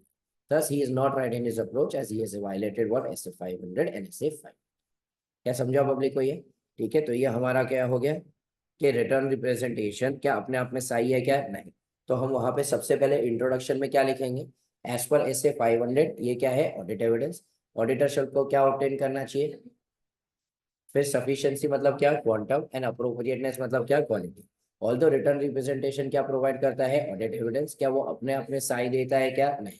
It can just be considered as what, thus other evidences with respect to the specific item shall be obtained by the auditor। फिर उसके बाद as written evidence cannot be considered as a for other audit evidence, auditor shall also seek evidences। ठीक है, उसके बाद 6 and 7 case specific. Next 8 वाले में, in case he is not able to obtain what, he should either qualify or thus he is not right in his। क्या ये समझा public को? ठीक है, तो ये हमारा क्या हो गया, क्या ये अपने आप पे सही है कि नहीं है। पहले अपन ने क्या पढ़ा, डेफिनेशन। क्या डेफिनेशन, सब रिपीट करो। It is a written statement by the management provided to the to confirm certain matters or to support other audit evidence. It does not include the financial statement, assertions therein or the supporting books and records. फिर उसके बाद हमने चालू किया कि हम written representation किसके पास से लेंगे, जिसके पास नॉलेज होगा और जो क्या होगा, रिस्पॉन्सिबल। अगर मैनेजमेंट मेरे को रिटर्न रिप्रेजेंटेशन नहीं देगा तो मुझे क्या लगेगा, डर। बी से मैं क्या करूंगा, डिस्कस। ए से मैं क्या करूंगा, आर से मैं क्या इवेल्युएट करूंगा, इंटीग्रिटी। और मेरे को शायद अपना ओपिनियन क्या कर देना पड़ेगा, डिसीजन। फिर मेरे को डाउट है, क्यों डाउट है कि मेरे को मैनेजमेंट के ईसीआईडी के ऊपर शक है। क्या होता है ईसीआईडी, कॉम्पिटेंस, इंटीग्रिटी, डिलिजेंस। फिर बाद में next, auditor man shall determine the effects of such concern may have on the reliability of representation। अगर मेरे को लग रहा है कि रिटर्न रिप्रेजेंटेशन इनकंसिस्टेंट है, क्या है वो, the auditor shall perform procedures to attempt to resolve the। अगर ऑडिटर कंक्लूड करता है कि रिटर्न रिप्रेजेंटेशन क्या नहीं है, लायबल नहीं है, तो ऑडिटर क्या लेगा, appropriate action including determining the possible effect. और एट द एंड ऑडिटर क्या कर देगा, अपना ओपिनियन। क्या ये समझा सकते हो? रिलायबिलिटी ऑफ रिप्रेजेंटेशन, क्या हम रिटर्न रिप्रेजेंटेशन के ऊपर भरोसा कर सकते हैं, नहीं। तो हम वहां पे क्या लिखेंगे, एज पर ऐसे ऑडिटर को क्या ऑब्टेन करना चाहिए, sufficient and appropriate. Sufficiency refers to the quantum and appropriateness refers to the quality. Although return representation क्या देता है, audit evidence, क्या वो अपने आप में साई देता है, क्या नहीं। इसे हम सिर्फ क्या मान सकते हैं, additional evidence। इसलिए इसे सब्स्टिट्यूट नहीं मान सकते। ऑडिटर को क्या होना चाहिए, corroborative। फिर 6 and 7 केस स्पेसिफिक। लास्ट में हम बोल देंगे अगर वो corroborative evidence नहीं ढूंढ पाया तो क्या देगा, डिस्क्लेमर या तो qualified, thus he is not right in his। क्या ये समझा सकते हो? अब what should be the form of written representation, तो ये है ना फॉर्म ऑफ रिटर्न रिप्रेजेंटेशन। तो कौन से फॉर्म में होना चाहिए, दोनों उस नाम में ही छुपा हुआ है। सबसे पहले कौन से फॉर्म में होना चाहिए, रिटर्न फॉर्म में, बस बोला ही क्या है, रिटर्न। दूसरा कौन से फॉर्मेट में होना चाहिए, तो एक रिप्रेजेंटेशन लेटर में होना चाहिए। देखो रिप्रेजेंटेशन लेटर मतलब क्या, पता है हम लेटर्स लिखते थे बचपन में, तो एक लेटर का जो नॉर्मल फॉर्मेट आता है ना, टू, ठीक है, फ्रॉम, तो उसी को हम कहते हैं रिप्रेजेंटेशन लेटर। क्या उसी को हम क्या कहते हैं, तो ये कौन से फॉर्म में होना चाहिए, रिप्रेजेंटेशन लेटर। पहले तो written representation shall be in the form of what, representation letter addressed to the। अब मैनेजमेंट को है ना काफी बार अपनी जो जिम्मेदारी है उसके बारे में एक रिटर्न पब्लिक स्टेटमेंट देना पड़ता है। क्या देना पड़ता है, पब्लिक यहाँ पे ध्यान दो, बाद में पढ़ो वहां पे से, क्या देना पड़ता है, रिटर्न पब्लिक स्टेटमेंट। सब जब भी कंपनी लिस्ट होने जा रही है, प्रोस्पेक्टस फाइल कर रहे हैं, तो प्रोस्पेक्टस में वो लोग बोलते हैं कि भाई मैनेजमेंट को लिखना पड़ेगा कि उनकी जिम्मेदारी क्या। अब फॉर एग्जाम्पल लेट अस से यहाँ पे आचल मैनेजमेंट है, उसने ऑलरेडी अपनी रिस्पॉन्सिबिलिटी कहाँ पे लिखी हुई है, प्रोस्पेक्टस। मैं उसके कंपनी का ऑडिटर हूँ, मैं उसको जाके बोल रहा हूँ कि तेरी जिम्मेदारी क्या है, लिखित में दे। अब आचल बोलेगी क्या लिखित में देने का, मैंने ऑलरेडी मेरी जो जिम्मेदारी है जनहित में जारी कर दिया है, सबको बोला हुआ है कि भाई मेरी जिम्मेदारी क्या है, अब वापस लिखित में मांग रहे हो, अब वही पढ़ लो, वहां पे सबको लिख के तो दिया है। तो अब मैं एज एन ऑडिटर मैं उसके पास से सेम चीज वापस लिखित में नहीं दूंगा। तो अगर मेरे को लग रहा है कि वो रिटर्न पब्लिक स्टेटमेंट मतलब जो प्रोस्पेक्टस मेरे को उससे थोड़ी या मेरी सारी जो रिटर्न रिप्रेजेंटेशन चाहिए था वो मिल रहा है, तो क्या मैं मैनेजमेंट को वापस रिटर्न रिप्रेजेंटेशन देने को बोलूंगा। हमको तो सिर्फ क्या चाहिए, लिखित में चाहिए कि मैनेजमेंट तू वो तेरी जिम्मेदारी है। अब तूने मेरे को लिखित में दिया कि जनहित में जारी करके दिया, एट द एंड मैं कोर्ट में तो प्रूव कर पाऊंगा ना कि तेरी जिम्मेदारी थी। तो अब देखो वापस लिखित में देने की जरूरत है। तो इफ लॉ और रेगुलेशन रिक्वायर्स, कौन रिक्वायर करता है, management to make a written public statement, किसके बारे में, about its responsibility. Auditor determines such responsibilities, such statement provides some or all the representations required. Regarding the management, the relevant matters covered by such statement need not be included in the representation letter. तो ये सारी चीजें अब representation letter में आने वाली नहीं है, क्योंकि मेरे को ऑलरेडी इसके ऊपर ऑलरेडी वो लोग ने लिखित में दिया हुआ है, तो उसी से बात कवर हो जाएगी। ठीक है, तो वहां पे कौन से फॉर्म में होना चाहिए, एक रिप्रेजेंटेशन फॉर्मेट में होना चाहिए। दूसरा, अगर लॉ कहता है कि तुम्हें क्या देना पड़ेगा, रिटर्न पब्लिक स्टेटमेंट, अगर वो रिटर्न पब्लिक स्टेटमेंट से सम और ऑल द रिप्रेजेंटेशन मिल रहे हैं, तो अब मैं अलग से रिप्रेजेंटेशन लेटर लेने वाला। ठीक है, ये हमारा क्या हो गया, फॉर्म ऑफ रिटर्न रिप्रेजेंटेशन। अब नेक्स्ट आता है date and the period covered. मैं ये रिटर्न रिप्रेजेंटेशन कब लूंगा, यहाँ पे से है कोई जो ऑडिट वॉडिट करता है? ऑडिट में रिटर्न रिप्रेजेंटेशन लिया है कभी? हाँ, कभी लेते हो? एज एंड व्हेन आते रहते थे कि एक टाइम पे साथ में लेते हो? देखो, यहाँ पे है ना, यूजुअली कैसे होता है, हम है ना ड्यूरिंग द ऑडिट, ये लोग ने जो लिखा है वो जाने दो, हम यूजुअली प्रैक्टिकली क्या करते हैं, जो जो पॉइंट्स आते जाते हैं ना, हम हमारे मेल पे करस्पॉन्डेंसेस चलते रहते हैं, हम उनसे एक अक्नॉलेजमेंट ले लेते हैं कि भाई तुम ये मान रहे हो। फिर एट द एंड हमारे जितने भी अक्नॉलेजेस मेल पे आए, हम सबका प्रिंट आउट निकालेंगे और एट द एंड सारी चीजों के ऊपर उसका क्या ले लेंगे, साइन। बिकॉज हमें सिर्फ ईमेल पे नहीं चलेगा, हमें ये रिटर्न फॉर्म में चाहिए, बस ये रिटर्न रिप्रेजेंटेशन है। तो हमने एट द एंड जितनी भी चीजें थी सबके ऊपर एक साथ लिखित में लिखवा लिया। तो यूजुअली इसको हम कब लेते हैं, eight the end of the audit. कब लेते हैं? ये सारी चीजें एक साथ ले लेंगे, तो अगर समझो अंबानी जी है, क्या हम हर बार जाके अंबानी जी को परेशान करेंगे? जो टॉप लेवल मैनेजमेंट है, क्या वो रोज मेरे को मिलता रहेगा लिखित में देने के लिए? नहीं। तो usually the date of written representation should be as near as practicable, but not after, क्या but not after the date of the auditor's report. मतलब मेरे ऑडिट रिपोर्ट के बाद में नहीं ले सकता, क्यों? ऑब्वियसली बात है, रिटर्न रिप्रेजेंटेशन एविडेंस है, एविडेंस के बेसिस के ऊपर मैं रिपोर्ट दे रहा हूँ। अब रिपोर्ट देने के बाद क्या रिटर्न रिप्रेजेंटेशन, मतलब फॉर एग्जांपल, अपन ने फॉर एग्जांपल यहाँ पे क्या कर दिया, समझो पंकज को जेल में डाल दिया ये बोल के कि भाई तूने खून किया था। उसके बाद हम क्या कर रहे हैं, सबूत ढूंढ रहे हैं कि उसने खून किया था कि नहीं किया था। क्या ये चलेगा क्या? नहीं। तो यहाँ पे हम लोग क्या बोल रहे हैं कि ये रिटर्न रिप्रेजेंटेशन हम लोग क्या करेंगे, लेंगे eight the end of the audit, but लेकिन रिपोर्ट देने के बाद हम लेने वाले नहीं। तो डेट ऑफ रिटर्न रिप्रेजेंटेशन, पहला वाला पॉइंट वापस रीड करो। The date of written representation shall be as near as practicable to, but not after the date of the auditor's report, because auditor is concerned with events occurring up to the date of the auditors। अब समझो, यहाँ पे सबको corresponding figure और comparative financial statement पता है क्या? ऐसे 710 में आता है, बट स्टिल क्या पब्लिक को पता है? इंटर में पढ़ा था, कोई बता सकता है what is corresponding and comparative?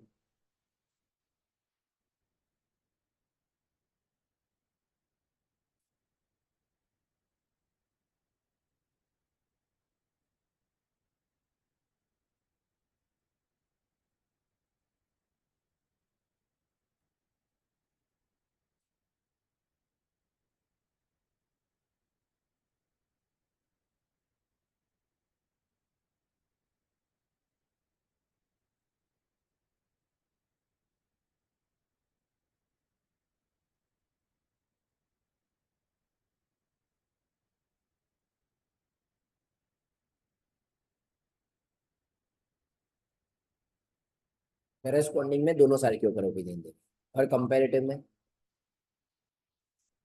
जो उल्टा बोला, कंपैरेटिव जो होता है उसमें हम क्या करते हैं, जितने भी पीरियड है सबके ऊपर ओपिनियन देते हैं।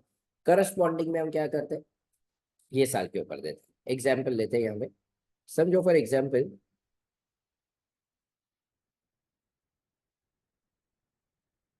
हम लोग ने 2024 के ऊपर ओपिनियन देना चाहा, पर 2023 के फिगर्स को सिर्फ क्या दिया, कंपैरिजन के लिए दिया। तो ये करस्पॉन्डिंग फिगर होता है, मेरा ओपिनियन किसके ऊपर है, सिर्फ 2024 के ऊपर। अब कंपैरेटिव फाइनेंशियल स्टेटमेंट की मैं बात करूं, तो फॉर एग्जांपल लेट अस से 2024, 2023, 2022, 3 साल के लेटेस्ट से कंपैरेटिव बने।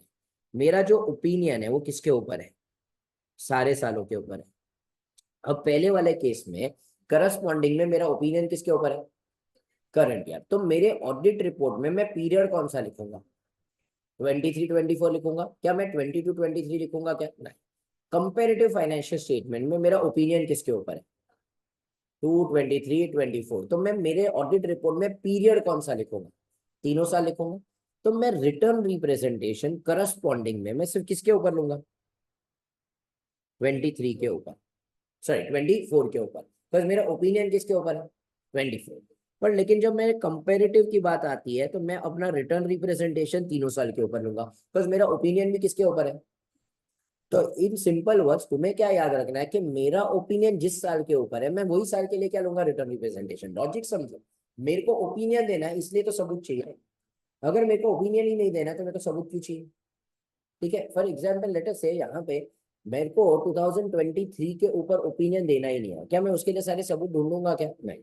सो अब ये लोग ने लैंग्वेज क्या यूज किया है, written representation are for all period, refer to in the auditor's report. अब यहाँ पे ना पब्लिक कंफ्यूज हो जाता है कि ऑल पीरियड मतलब भाई यहाँ पे करस्पॉन्डिंग में भी 24 23 दोनों के ऊपर है। नो, ये लोग ने क्या बोला, period refer to in the auditor's report. अब ऑडिटर अपने रिपोर्ट में कौन सा पीरियड मेंशन करता है जिसके ऊपर वो ओपिनियन देता है? तो अर्थात के ना कंक्लूड के ऑडिटर अपने रिपोर्ट में वही पीरियड देगा जिसके ऊपर क्या है, ओपिनियन। और जिसके ऊपर ओपिनियन है मैं वही पीरियड के ऊपर क्या लूंगा, रिटर्न रिप्रेजेंटेशन। तो यहाँ पे ना थोड़ा क्लैरिफिकेशन की जरूरत है। Written representation are for all period report in the auditor's report. अब यहाँ पे एक नोट लिखना पड़ेगा,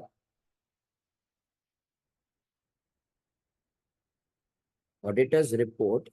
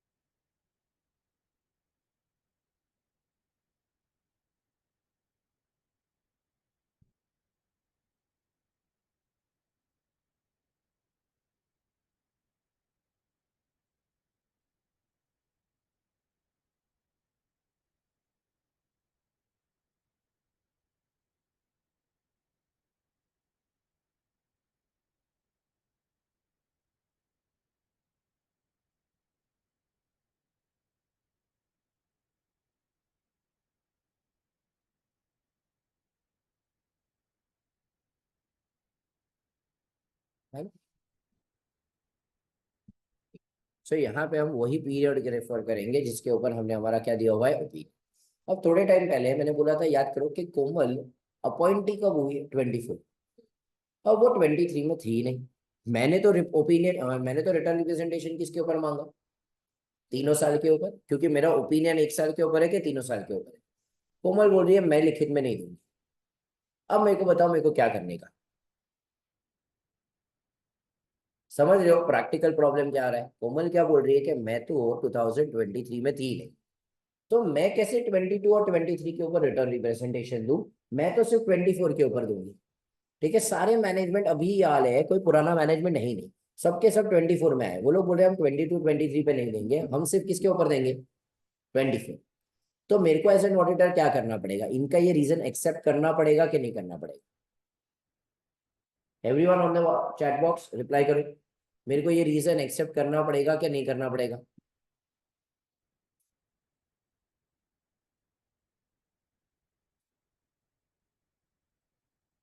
पब्लिक जाग रहा है? Answer on the chat box.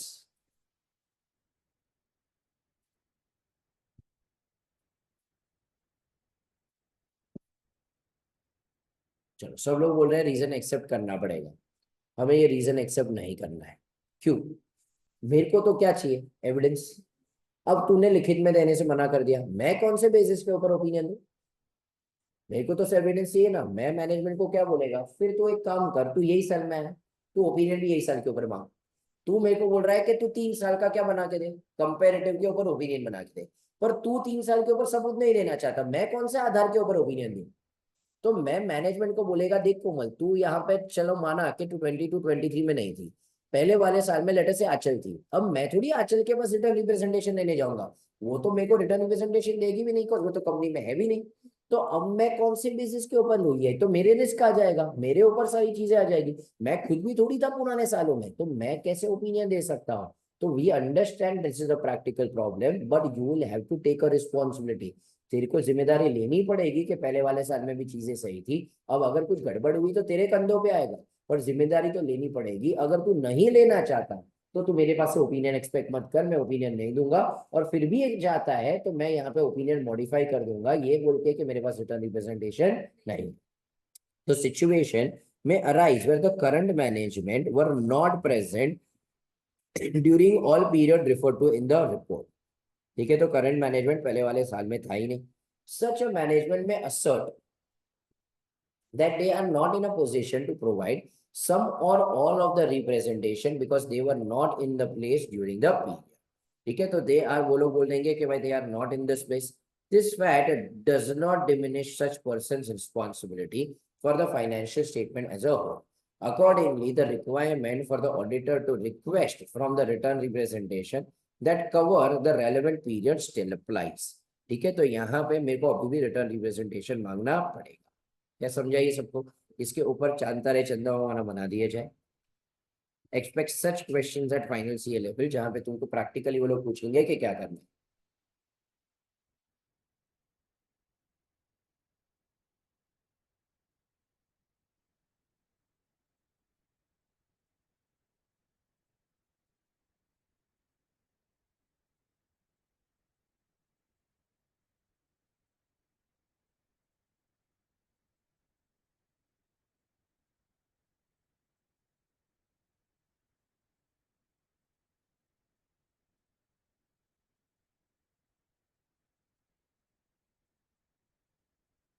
Done.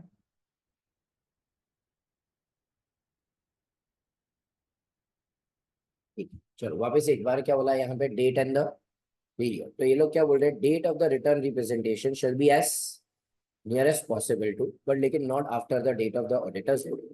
The written representation are for refer to in the auditor's report because management needs to that the return representation previously made with respect to the prior period remain।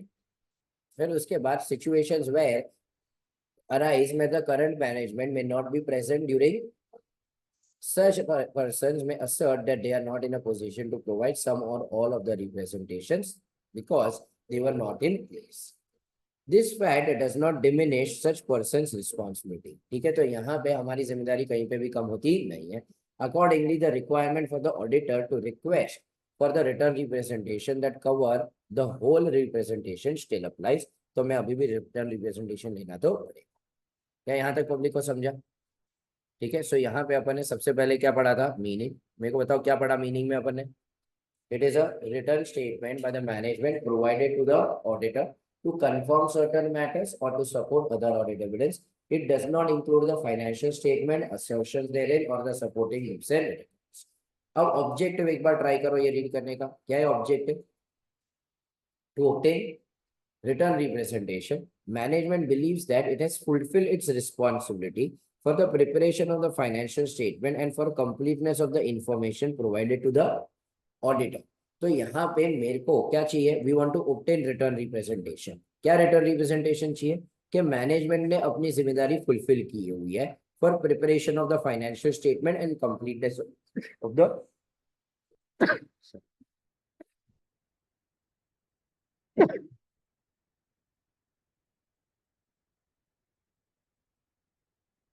तो मेरे को एक return representation चाहिए कि management ने अपनी जिम्मेदारी और प्रिपरेशन ऑफ फाइनेंशियल स्टेटमेंट पूरी तरह से निभाई है।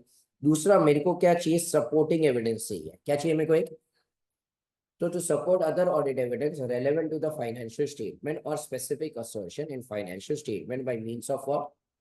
है ना, लास्टली मैं इसको क्या करना चाहता हूँ, रिस्पॉन्ड करना चाहता हूँ अप्रोप्रिएटली। क्या करना चाहता हूँ? रिस्पॉन्ड। दो बातें हो सकती है, या तो वो लोगों का रिप्लाई आया या तो नहीं आया। नहीं आया तो मेरे को डर लगेगा, आया और तो मेरे को देखना पड़ेगा रिलायबिलिटी है कि नहीं है। रिलायबिलिटी नहीं है तो मेरे को वापस क्या देना पड़ेगा, डिस्क्लेम। ठीक है, तो ये ऑब्जेक्टिव हो गया।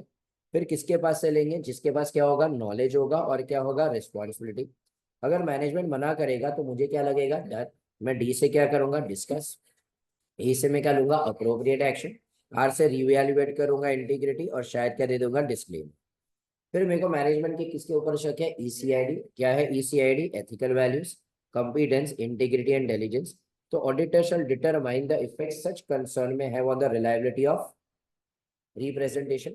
अगर मेरे को लग रहा है कि written representation are inconsistent with audit evidence, तो ऑडिटर क्या परफॉर्म करेगा, audit procedures to resolve the matter. अगर हम कंक्लूड करते हैं कि रिटर्न रिप्रेजेंटेशन रिलायबल नहीं है, तो मेरे को देखना पड़ेगा कि पॉसिबल इफेक्ट क्या है, और यहाँ पे क्या दे देना पड़ेगा, डिस्क्लेम। अब रिलायबिलिटी के लिए एक बड़ा सा आंसर अपन ने पढ़ा, कैश पर S 500 auditor shall obtain what, sufficient and appropriate evidence. Sufficiency मतलब क्वांटिटी, अप्रोप्रिएट मतलब क्वालिटी।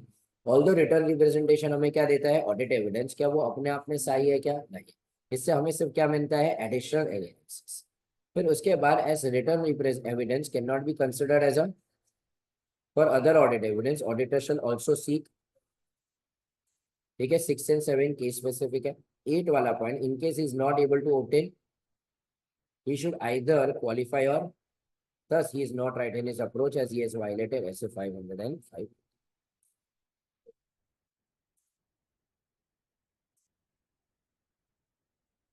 करेक्ट। और फिर यस, फिर उसके बाद फॉर्म ऑफ रिप्रेजेंटेशन, एक रिप्रेजेंटेशन लेटर में होना चाहिए। लॉ कहता है तेरे को क्या देना पड़ेगा, रिटर्न पब्लिक स्टेटमेंट। उसी के अंदर सब कुछ मिल गया तो वापस रिटर्न रिप्रेजेंटेशन की जरूरत नहीं। डेट कब होना चाहिए, at the end but not after the date of auditor's report. ये पीरियड नहीं, सारे period which are in the audit report. Audit report में कौन से पीरियड होते हैं जिसके ऊपर हम क्या एक्सप्रेस करते हैं, ओपिनियन। फिर उसके बाद सिचुएशन में अराइज जहाँ पे current manager were not present during all the period report. ठीक है, तो यहाँ पे इसका मतलब ये नहीं कि हम उनसे रिटर्न रिप्रेजेंटेशन नहीं लेंगे, मेरे को अभी भी रिटर्न रिप्रेजेंटेशन लेना तो पड़ेगा। अब लास्ट वाला पॉइंट आता है कि मेरे को मैनेजमेंट से क्या लेना पड़ेगा। अच्छा, तो क्वेश्चन पूछा, if written representation is not provided for previous period, what kind of opinion will he give if it will not be disclaimer as such because it was not pervasive। तो ये depend करेगा on item of the financial statement. ठीक है, तो वहां पे उसके basis के ऊपर हम डिसीजन लेंगे कि अब ये परवेसिव है कि नहीं। ठीक है, next, written representation on the responsibility. तो है ना, ये बेसिकली अब तुम्हारा एसे 210 है। क्या है तुम्हारा, 210। याद करो, एसे 210 में एक प्री कंडीशन होती, क्या होती थी, प्री कंडीशन क्या थी, the financial reporting framework acceptable है कि नहीं। दूसरा, मैनेजमेंट के पास हम अग्रीमेंट ऑब्टेन करेंगे, क्या, फाइनेंशियल स्टेटमेंट क्यों बनाएगा, इंटरनल कंट्रोल क्यों बनाएगा। तो ऑडिटर का क्या रहेगा, access to information, additional information, unrestricted access to person with in the entity. बस मैं वही चीज मैनेजमेंट से यहाँ पे लिख पा रहा हूँ, रीड करो। Return representation about involve confirmation of, तो मैं उनको क्या बोल रहा हूँ, तुम्हारी पहली जिम्मेदारी क्या है, प्रिपरेशन ऑफ। तो हम लिखित में ले रहे हैं, auditor should request management to provide that it has fulfilled its preparation of financial statement in accordance with AFR। क्या याद है, ये 210 में ही पढ़ा था अपन ने, प्री कंडीशन। अब काफी बार यहाँ पे कैसा होगा, मैनेजमेंट खुद थोड़ी सारी चीजें करेगा। मैनेजमेंट ने काफी सारी चीजें किसी ना किसी के पास करवाई रहेगी, काफी बार वो लोग एक्सपर्ट यूज करेंगे। लेट से ग्रेचुटी कैलकुलेट करना है, पेंशन करना है, तो वो लोग ने एक एक्चुअली का काम यूज किया रहेगा। क्या यूज किया रहेगा, एक्चुअली। फॉर एग्जाम्पल लेट से वो लोग ने थोड़े बहुत फॉर एग्जाम्पल कार्बन एमिट किया या पोल्यूशन किया, तो उनके ऊपर एनवायरमेंट लायबिलिटीज आई। तो अब कितने का प्रोविजन करने का कोई एनवायरमेंट स्पेशलिस्ट से पूछा रहेगा। उनके ऊपर कोई केस चल रहा था, तो केस के लिए कितना प्रोविजन करना रहेगा, कोई लीगल काउंसिल को, लॉयर को पूछा रहेगा। तो यहाँ पे लोग बोल रहे हैं कि काफी बार मैनेजमेंट खुद भी ये फाइनेंशियल स्टेटमेंट बनाने के लिए किसी और की मदद ले सकता है, कोई प्रॉब्लम नहीं। तो in some cases management may decide to make inquiries of others who participate in preparing and presentation of financial statement. कौन हो सकता है अदर्स, फॉर एग्जाम्पल एक एक्चुअरी हो सकता है, इंजीनियर्स हो सकता है, इंटरनल लीगल काउंसिल हो सकते हैं। फिर उसके बाद तूने क्या बोला था, you would provide auditor with access to information, access to additional information, unrestricted access to person with in the entity. तो तू उसके ऊपर भी रिटर्न रिप्रेजेंटेशन दे दे। तो information provided and completeness of transaction, तो तू लिखित में दे दे, it has provided auditor with all relevant information. ठीक है, तो तूने क्या दिया हुआ है, हम देखो, ऑल रेलेवेंट इंफॉर्मेशन। दूसरा में तूने हमको क्या दिया हुआ है, एक्सेस। दूसरा, all the transaction have been recorded and reflected, मतलब तूने कोई भी चीज को ओमिट नहीं किया हुआ है, या कोई भी चीज को क्या नहीं किया है। तो ये अगर देखोगे तो इन अ वे ये दोनों क्या थी, प्री कंडीशंस एज पर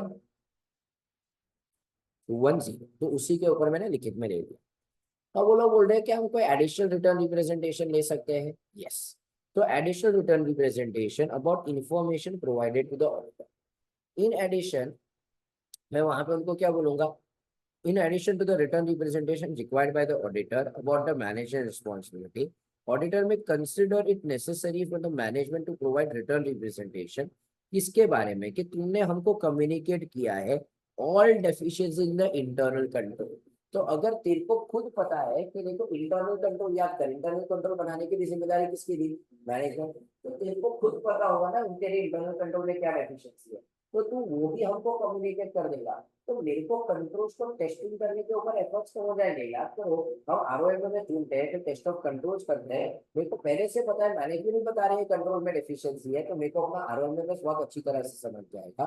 तो यहाँ पे मैं उनसे एडिशनल रिटर्न रिप्रेजेंटेशन मांग रहा हूँ कि बताओ कहाँ कहाँ पे कंट्रोल में क्या है, क्या समझा होगा कोई है। ये हमारा क्या हो गया आखिरी वाला पॉइंट, दैट इज हम मैनेजमेंट से क्या ले रहे, response written representation about responsibility. तो पहले हमने क्या बोला कि preparation of financial statement as per FR के माने, काफी बार तुम किसी और का काम यूज करोगे, किसी और की हेल्प यूज करोगे, ठीक है। तो वहां पे तुम किसकी काम यूज कर सकते हो, एक्चुअली का, स्टाफ इंजीनियर का, या इंटरनल लीगल काउंसिल का। फिर information provided and completeness of the transaction, तो it has provided auditor with all the relevant information and access. All the transactions will be recorded and reflected in the financial statement. Additional return representation about the information to be provided, तो तेरे को अगर लगा तो internal control पे deficiency है तो क्या समझा मुझे कोई है, पक्का। ये हमारा क्या हो गया, date and the period cover, और पूरा क्या हो गया ऐसे 580, दैट इज रिटर्न रिप्रेजेंटेशन। काम करो 5 एक मिनट की सांस ले लो, फिर उसके बाद हम आगे बढ़ते हैं विद द क्वेश्चन बैंक, हम फिर कंप्लीट करते हैं 580, तो फिर चालू करेंगे 560, दैट इज सब्सिक्वेंट।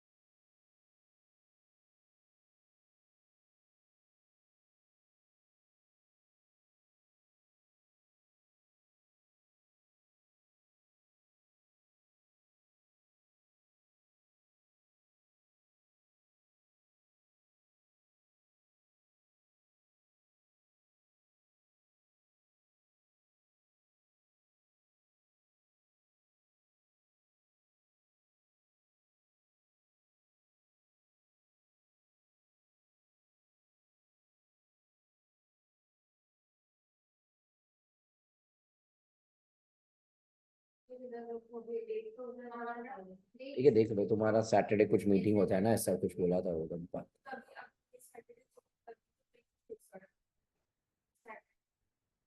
देख लो। हाँ, ये लोग ने सब बोला, बट अभी वो तुमको ही बात करना पड़ेगा। आई एम बस मेरे लिए ना, कैसा मेरे लिए, see you all are also correct, और दोनों के प्रॉब्लम्स मैं समझता हूँ। तो मेरे को ये समझ रहा है कि देयर इज अ, मेरे को तो सही है,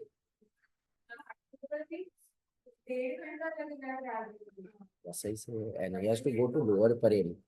बात तो सही है। तो ऐसी सबका सही है, तुम बात करो, तुम भी सही हो, मैनेजमेंट भी सही है, सब सब अपने तरीके से सही है यार। तो तुम,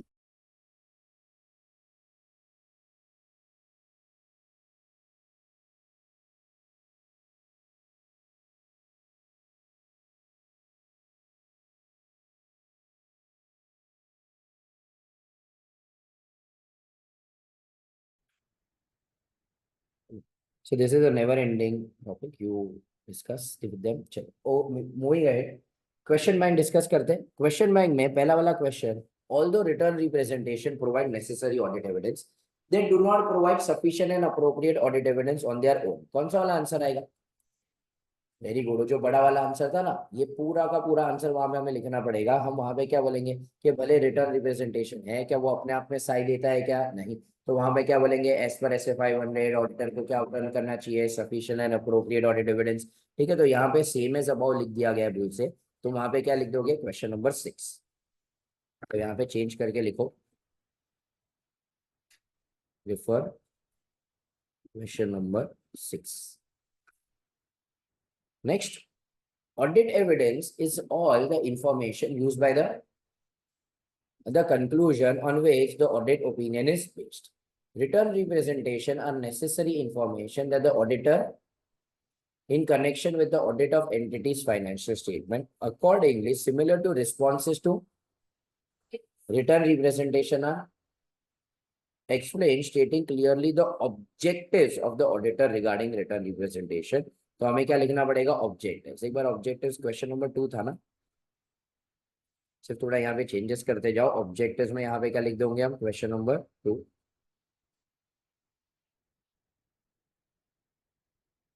CAP of Par and Company, a firm of chartered accountant, is conducting audit of the auditor request management to provide banker's certificate in support of, whereas management provides only,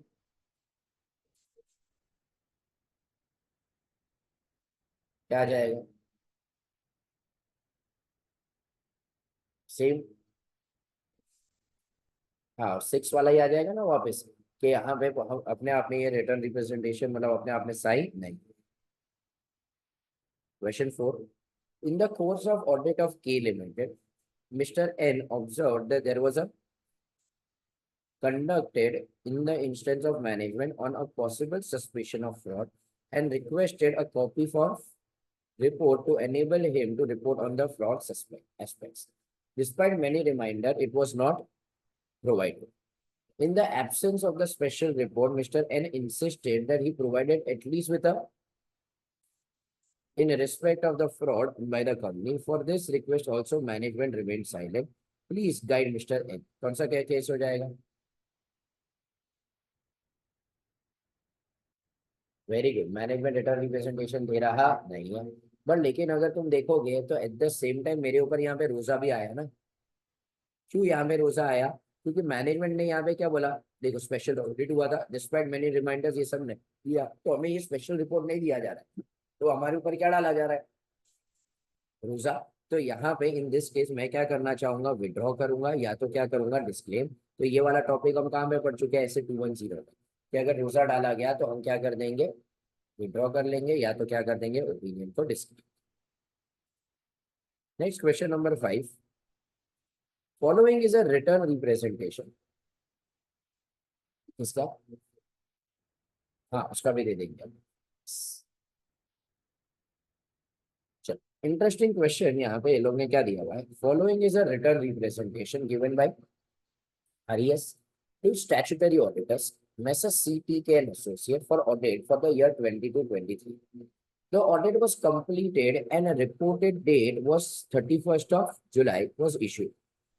Point out if there is any anomaly in the return representation. Anomaly मतलब क्या, कोई गलती है तो वहां पे हम लोग ने डेट डाला to CTK and Associate Chartered Accountant. Dear sir, the representation letter is provided in connection with your audit of the financial statement of RES Limited for the year 31st of March for the purpose of expressing an opinion whether the financial statement are true and fair in accordance with applicable accounting standards in India. फिर उसके बाद we confirm, ठीक है, तो यहाँ पे क्या बोला था, true and fair in accordance with the applicable accounting standard in India. We confirm that to the best of our knowledge and belief, having made such inquiries and we consider necessary for the purpose of appropriate information ourselves, financial statement, we have fulfilled responsibilities as set out in the terms of audit engagement on 17th of August for the preparation and presentation of financial statement. In particular, financial statement give true and fair view in accordance with the applicable accounting standards in India. Significant assumptions made by us in making the accounting estimate, including those measured at fair value, are reasonable. Related parties, relationship and transaction have been appropriate accounting for the disclose in accordance with the requirement of the SA 550 and applicable standards in India. All subsequent events to the date of financial statement for which applicable accounting standard require adjustment or disclosure have been disclosed. मतलब SA 560 subsequent event आ गया. The effect of the uncorrected misstatement are immaterial, both individually and aggregate to the financial statement. A list of uncorrected misstatement is attached. We have provided to you access to all the which we are aware of that is relevant to the preparation and presentation, additional information that you may have requested, and unrestricted access to persons within the entity from whom you determine it necessary to obtain evidence. All transactions have been recorded in the and reflected. तो सारे transaction record कर दिया है. We have disclosed to you the results of financial statement maybe as a result of fraud. We have disclosed to you all the information in relation to that may be aware, and the effects of the entity involves management, employees who have significant roles in the internal control, others where the fraud could have been material. We have disclosed to you all the information in relation to the allegations of the fraud or suspected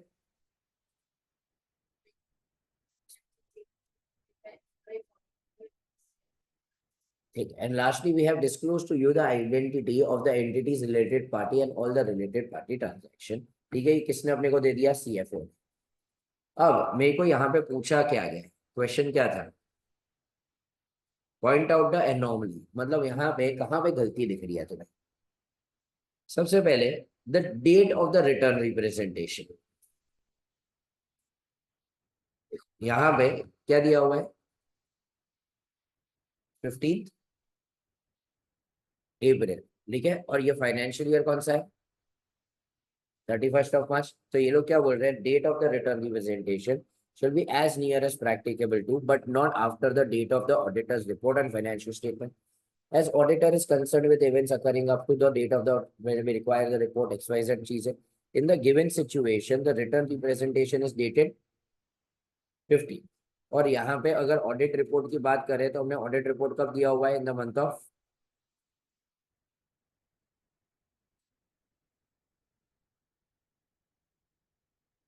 ठीक है, सो यहाँ पे हमने कब दिया हुआ है, जुलाई को. ठीक है, there is considerable lag between the date of return representation and the date of audit. समझा, हमने क्या बोला, as near as practicable to, पर लेकिन ये मैंने लिया 15 अप्रैल को और मैंने रिपोर्ट कब दिया, जुलाई, तो एकदम नजदीक हुआ कि बहुत डिफरेंस हुआ, अप्रैल मई जून जुलाई 4 महीने निकल गए. तो यहाँ पे it is not as near as possible.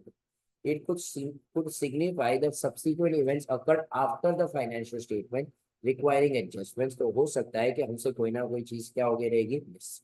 तो यहाँ पे सिर्फ और सिर्फ गड़बड़ किसके अंदर थी, तो इतना बड़ा क्वेश्चन दिया और तुम्हारा फोकस सिर्फ किसके ऊपर होना चाहिए था।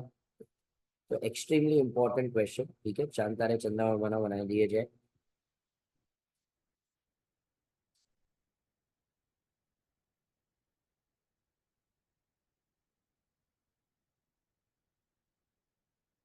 Question number 6.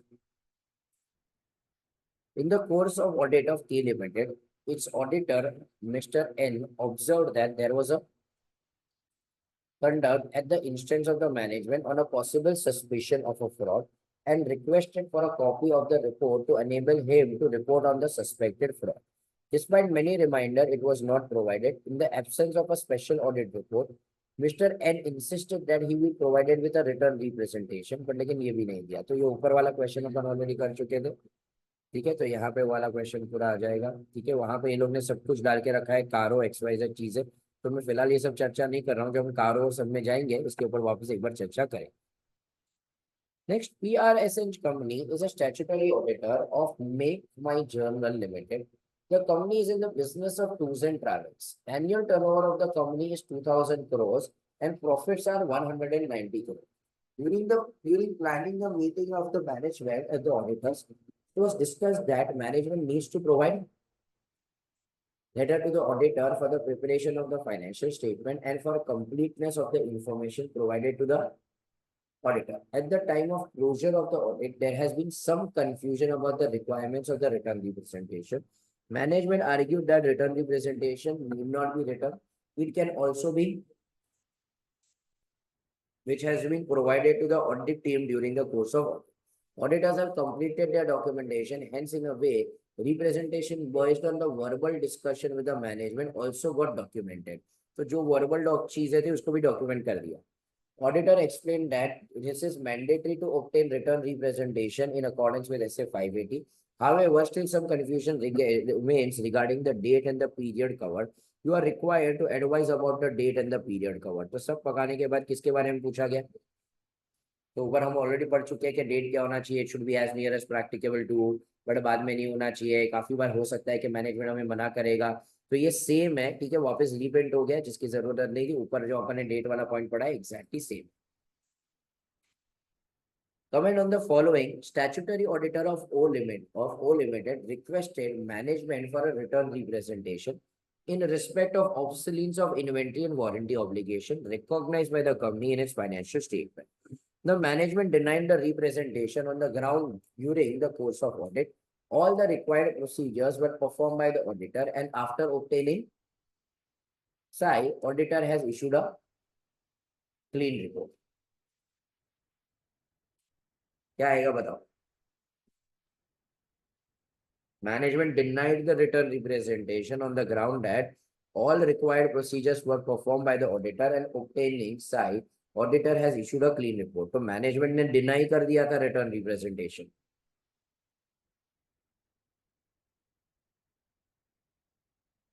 बताओ क्या करना पड़ेगा?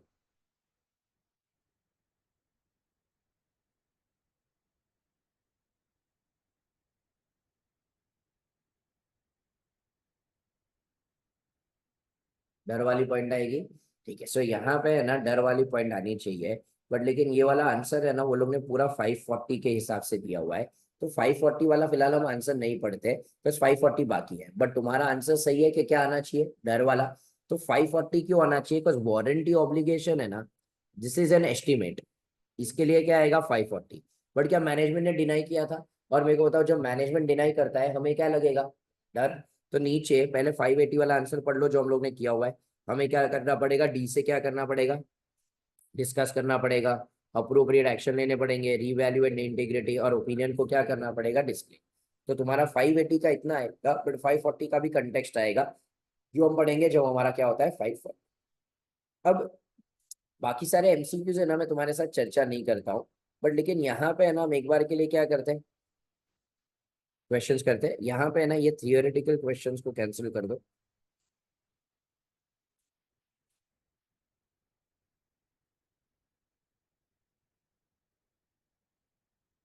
हाँ नहीं सॉरी, रहने दो। एक काम करो, इसको फिलहाल मत करो। ये है ना सिर्फ 580 नहीं है, ये चैप्टर की सारी चीजें मिला के है।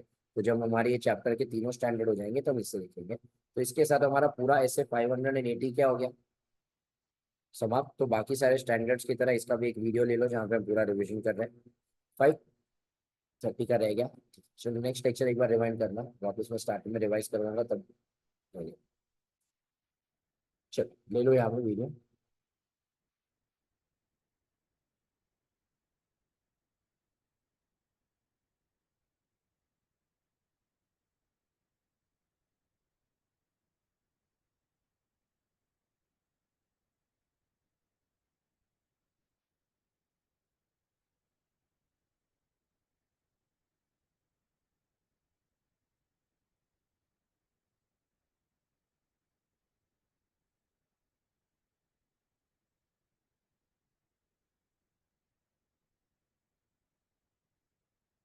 करें start.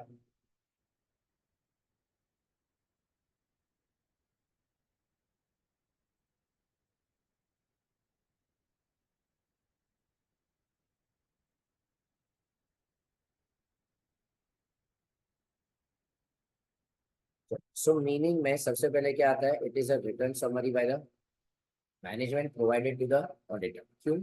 To confirm certain matters और to support other documents. Written representation do not include the financial statement, assertions therein or the supporting self evidence.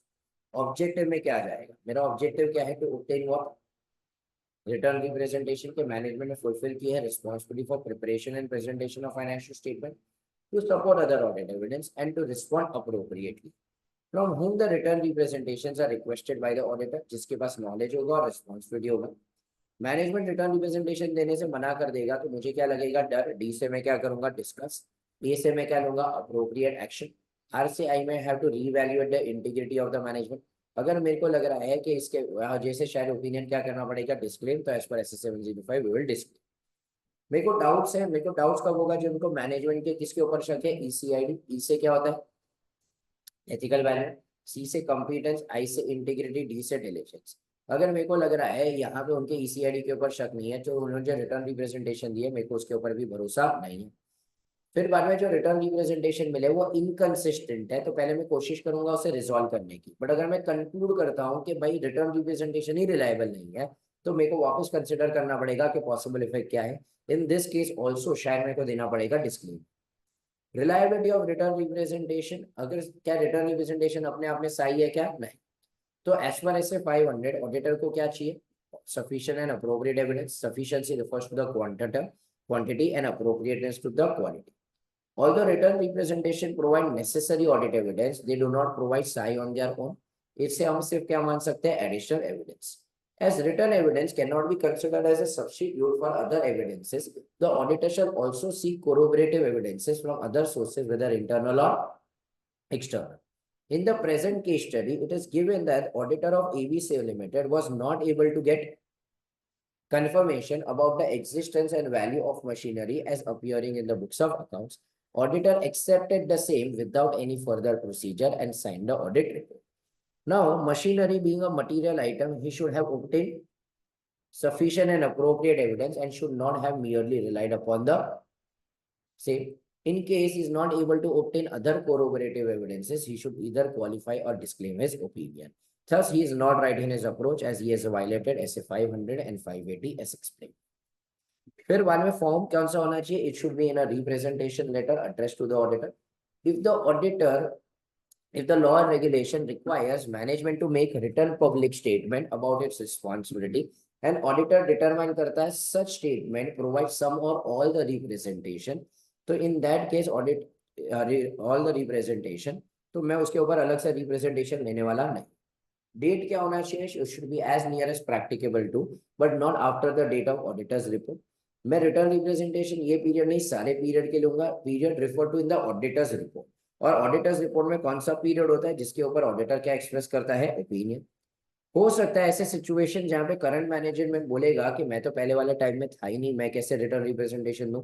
फिर भी यहाँ पे मेरी जो रिस्पॉन्सिबिलिटी है वो डिमिनिश नहीं होने वाली है। मैं उनको अभी भी मांगूंगा कि सारे पीरियड के ऊपर रिटर्न रिप्रेजेंटेशन दो। अब मैं उनको अपनी जिम्मेदारी के लिए रिटर्न रिप्रेजेंटेशन मांगूंगा कि लिखित में दे के फाइनेंशियल स्टेटमेंट बनाना तेरी जिम्मेदारी है एज पर AFRF। फिर बाद में काफी बार मैनेजमेंट दूसरे लोगों से भी इंक्वायरी कर सकता है, जैसे कि एक्चुअरी, इंजीनियर या इंटरनल काउंसिल जिसने उसे मदद की हुई है। Information provided and the completeness of the transaction, कि भाई सारे इंफॉर्मेशन दी हुई है, एक्सेस दिया हुआ है, सारे ट्रांजैक्शन सही तरह से रिकॉर्ड किए, रिफ्लेक्ट किए। एडिशनली मैं उनको बोलूंगा अगर तुम्हें पता है कि इन वहां पे इंटरनल कंट्रोल के अंदर कोई वीकनेस है तो वो भी तुम हम लोग को बता। ठीक है, तो ये साथ में इसके साथ हमारा क्या हो जाता है, ऐसे 580 रिटर्न रिप्रेजेंटेशन।